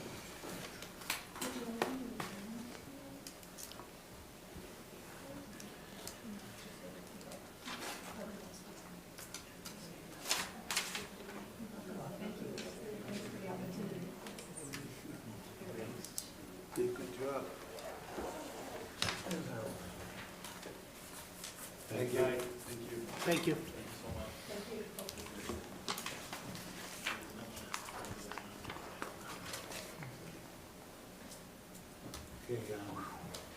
Okay, thank you. Jamie, could I just ask for some input from a couple of the members? Yeah. And then we could maybe do our rankings? Yeah. Okay. Yeah. Appreciate that. So why don't I start with Mike D'Angelo? If you could just give me any insight into any of the three that you feel has worked well with the town, or any thoughts? I've worked with Castle Booze a lot. I've never worked with Context or Tectum. I mean, as you know, Calvert Sullivan was done by Castle Booze back in the early 2000s, and they were they're the original designer for the additions and renovations of Franklin High School, until the point that the budget just wasn't supporting what we were gonna get, and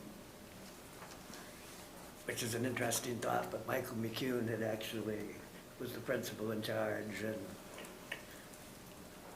told us that we should have just go get in the model school program, because when we did that, we got 5 percentage points more in reimbursement, which added another $5 million in reimbursements. And as you know, that building was actually, it was built at exactly the right time by, you know, good architects and good contractor. And it's a super efficient building. Being its size, it really only costs about 70 grand to heat it with gas. And it's a 304,000 square foot building, which pales the two other, like the complex, middle elementary complexes. It just, you know, knocks them out. But it was an honest contractor, a company called Agostini Construction built it. It was a very interactive process with AI3 and all of us and Agostini. And I've known everybody that was sitting at that table for, we started working together back in 99. Yeah. 1999. It was a great, like, project. But the other guys had some, I think I like the second one a little better than Context, but they were much more excited about the project, which is some word that you used earlier, was, and they gave a lot more information, and they, I mean, the fact that they brought a mechanical engineer with them was a good, it's a positive, because this building has to be done well. I mean, we're gonna be using heat pumps, newer technology. It needs to be super energy efficient, and it needs to be big enough so that, you know, we're out there another 30 years with this building. 50. 50. If we come back in 30 years again, they might, I mean, not be upset. I think, yeah, because we obviously, it was built at such a odd time in history for Franklin, but it was built so small, and it's not a, and the architect that designed the old police station thought he built the most beautiful thing in the world. And when we interviewed him for the fire department headquarters, he was going off on that, and everybody goes, ooh, those things that you put on it that were so out of, he totally misread the character of Franklin. Well, I think, like, Franklin High with the red brick and the white windows is like the perfect specimen of Franklin architecture. Definitely architecture. All right, well, I appreciate everything, and I respect your opinion, thank you very much. And we'll just go to Joe quickly. Sure. I've worked with all three firms. KVA, I've had the longest relationship with, and you know, what was telling, and it should have shown to the committee, is their expertise within New England and the number of facilities that they've done. I mean, I'm a big believer that architects learn by the mistakes. It's just like an OPM and any other town. Town manager too. And what ends up happening is, there's no, and I said this during our interview, there's not one set of designs that are perfect. Yeah. But as long as they were able to take the design and actually take the components that they've had deficiencies with and correct them and then move it into the next building, that's a win for the town. Context, I've done 2 projects with successfully. We were under budget and on time. They were very responsive. Tectum I'm working with currently right now, very responsive. It all comes down to the continuity of relationships. And I wrote that note in my book saying, could the group that you're going to pick work with you over the next 4 years, because that's what it's going to be. And you need to be able to have that relationship and the communication between that group to make sure that they not only meet your program, they meet your communication needs that you're going to need for the public outreach, and they're going to meet the cost challenges that we're going to be expressing over the next 2 years. Okay. Again, thank you, respect your opinion also. What I'd like to do right now is I'd like to have the board rank them in order of who you liked. I don't think we really need to get into a big discussion unless we're way off on what people feel. Or do you have any other ideas? Nope. Sometimes I think less said Yeah. is better, just we know which one we liked. You know. So I'm going to start with Councilor DeLuca. Well, Oh, excuse me. 1 is Castle Booze, 2 was Texton, yeah. and 3 was Context. So it was 1, 2, 3 they came in order. Well, I gotta leave the room for 1, so, but what I saw 1 wasn't bad. I didn't think it was bad. I thought 2 was better than 3. So,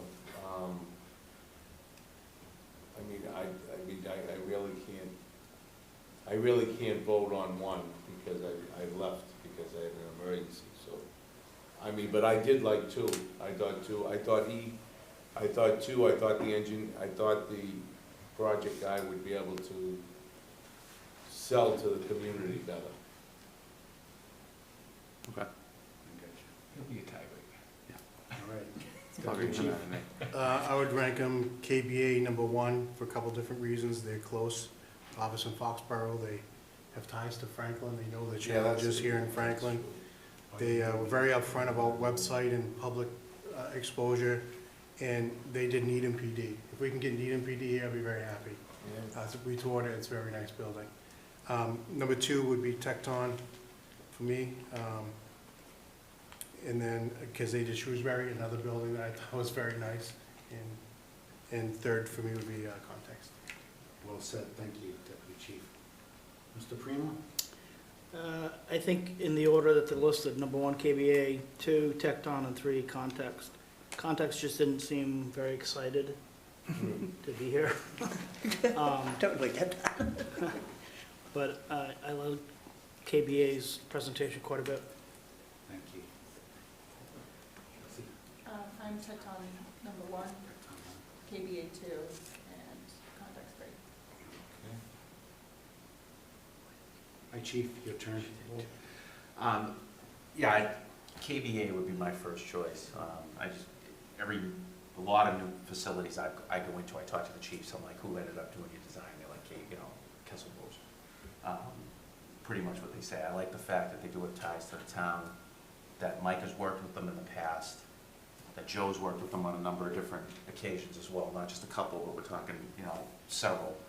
I think they were real in tune to what's going on in town and what we're gonna need to do to try to get this thing through for, most likely a debt exclusion.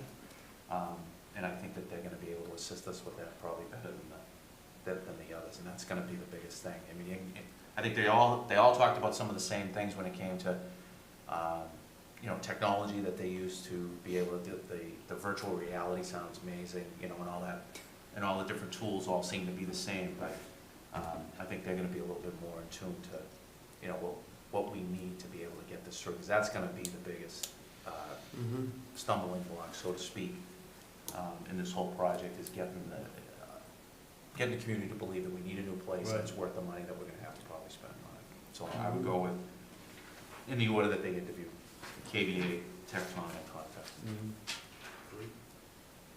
And I'd say, I mean, Tecton did a really good job. They did a good presentation, and like the deputy said, I think Shrewsbury's a great facility. That's very helpful. I hope we actually can go visit those ones. If you wanna go, we'll make it happen. I know. Yeah, we should definitely go. That would be. Yeah. Okay, so lastly, me. I am gonna agree with most of the board here. I really like the crew that Castle Blues brought. I mean, they even brought the interior designer. I mean, the office is in Foxborough, one of the managers lives here in town. Yeah. I think we just have a lot of accountability. And mostly, you know, those two had nothing bad to say about them, and Chairman Mercer, who's not here right now, he's worked very well with Castle Blues, and he speaks very highly of them. So I'm gonna also go 1, 2, 3. So, Mr.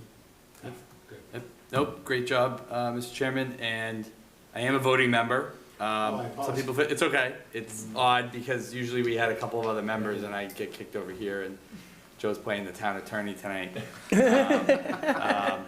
I just agree with what everybody has already said. You know, for me personally, it was very, I think, KBA and Context were my 1 and 2. I think the last firm has a tremendous amount of knowledge. I do want to say that I think all 3 of these firms honestly would do an unbelievable job. All of these 3 firms are incredibly reputable. They all have tremendous experience. They all have a ton of great projects they've done. I think all of them have a good responsiveness to the look and feel of the community. But as they say in baseball, oftentimes tie goes to the runner. What's most important is exactly what Joe said. It's really about how are we all going to work with them. It's really about the vibe. It's really about the communication. It's about the feel. It's about the comfort and the reliability. And I think the piece that gets me over the hump, certainly with Castle Blues, I feel like they could hit the ground running pretty quick. They just did all of our Davis Thayer work. You know, it's not, and I agree with you, Councilor Chandler. One of the most important things that you and I both have in this project that we both see eye to eye, it has to be an interactive space. There has to be good landscape design. There has to be a welcoming feel. People know my feeling that I can't stand police stations with no windows and all walls. We need more windows and not walls. It makes the community policing and everything that Chief Lynch and Deputy Chief West have prioritized in their tenure. It brings it to life, and we need a police station that really invites the community in. And the fact that they have everybody on staff, I don't know if that's important or not. You know, I don't know if it's a plus or a minus, but it just to me feels like having everybody on their team as one team must be a good thing. I stand with my first choice is KBA, my second choice is Context, and my third choice Tecton. So to your point, having them, I'm just gonna give you an example, having them in-house does 2 things for you. It's more than just a phone call to try to figure out a phone tag to make that, you know, discussion or a decision happen. You can go to the next office and ask that question. And it's the continuity, actually getting around the table and saying, okay, you know, this is what we're doing, this is the next step. I want everybody's opinion and being able to articulate that back to the town. Yeah. So I think that there is an advantage to that. There is also an advantage to having, you know, worked with other consultants regularly and having that relationship as we move forward. So Absolutely. there's pluses and minuses with both. Yeah. And so it's like a ranked choice. I'm not going to score this out numerically, but I think it's. I think you got about, and I think Mike, you know, really formally give his top 3, but it seemed like you kind of were falling into the same category with Castle Blues. And so I think that that's what 1, 2, 3, 4, 5. It's almost, that's 2/3 of the committee has that as their number 1. So I would think that statistically that's probably. Yeah. And then they had a couple of number 2s, so I think they kind of came We out had on one top. number 2 and Yep. 6 months. And 6 months, yep. So, I So the think recommendation would the be recommendation would be to ask for enter, proposal. right, and to eventually, correct me if I'm wrong, we have to enter into a contract. You have to, you'll negotiate. Negotiate a Ask for contract. proposal, Yeah. yeah. Ask for a proposal for fee, and then we can't negotiate that, we go to number 2 if we, but we can't go back to number 1, so hopefully they'll Right. negotiate and work out.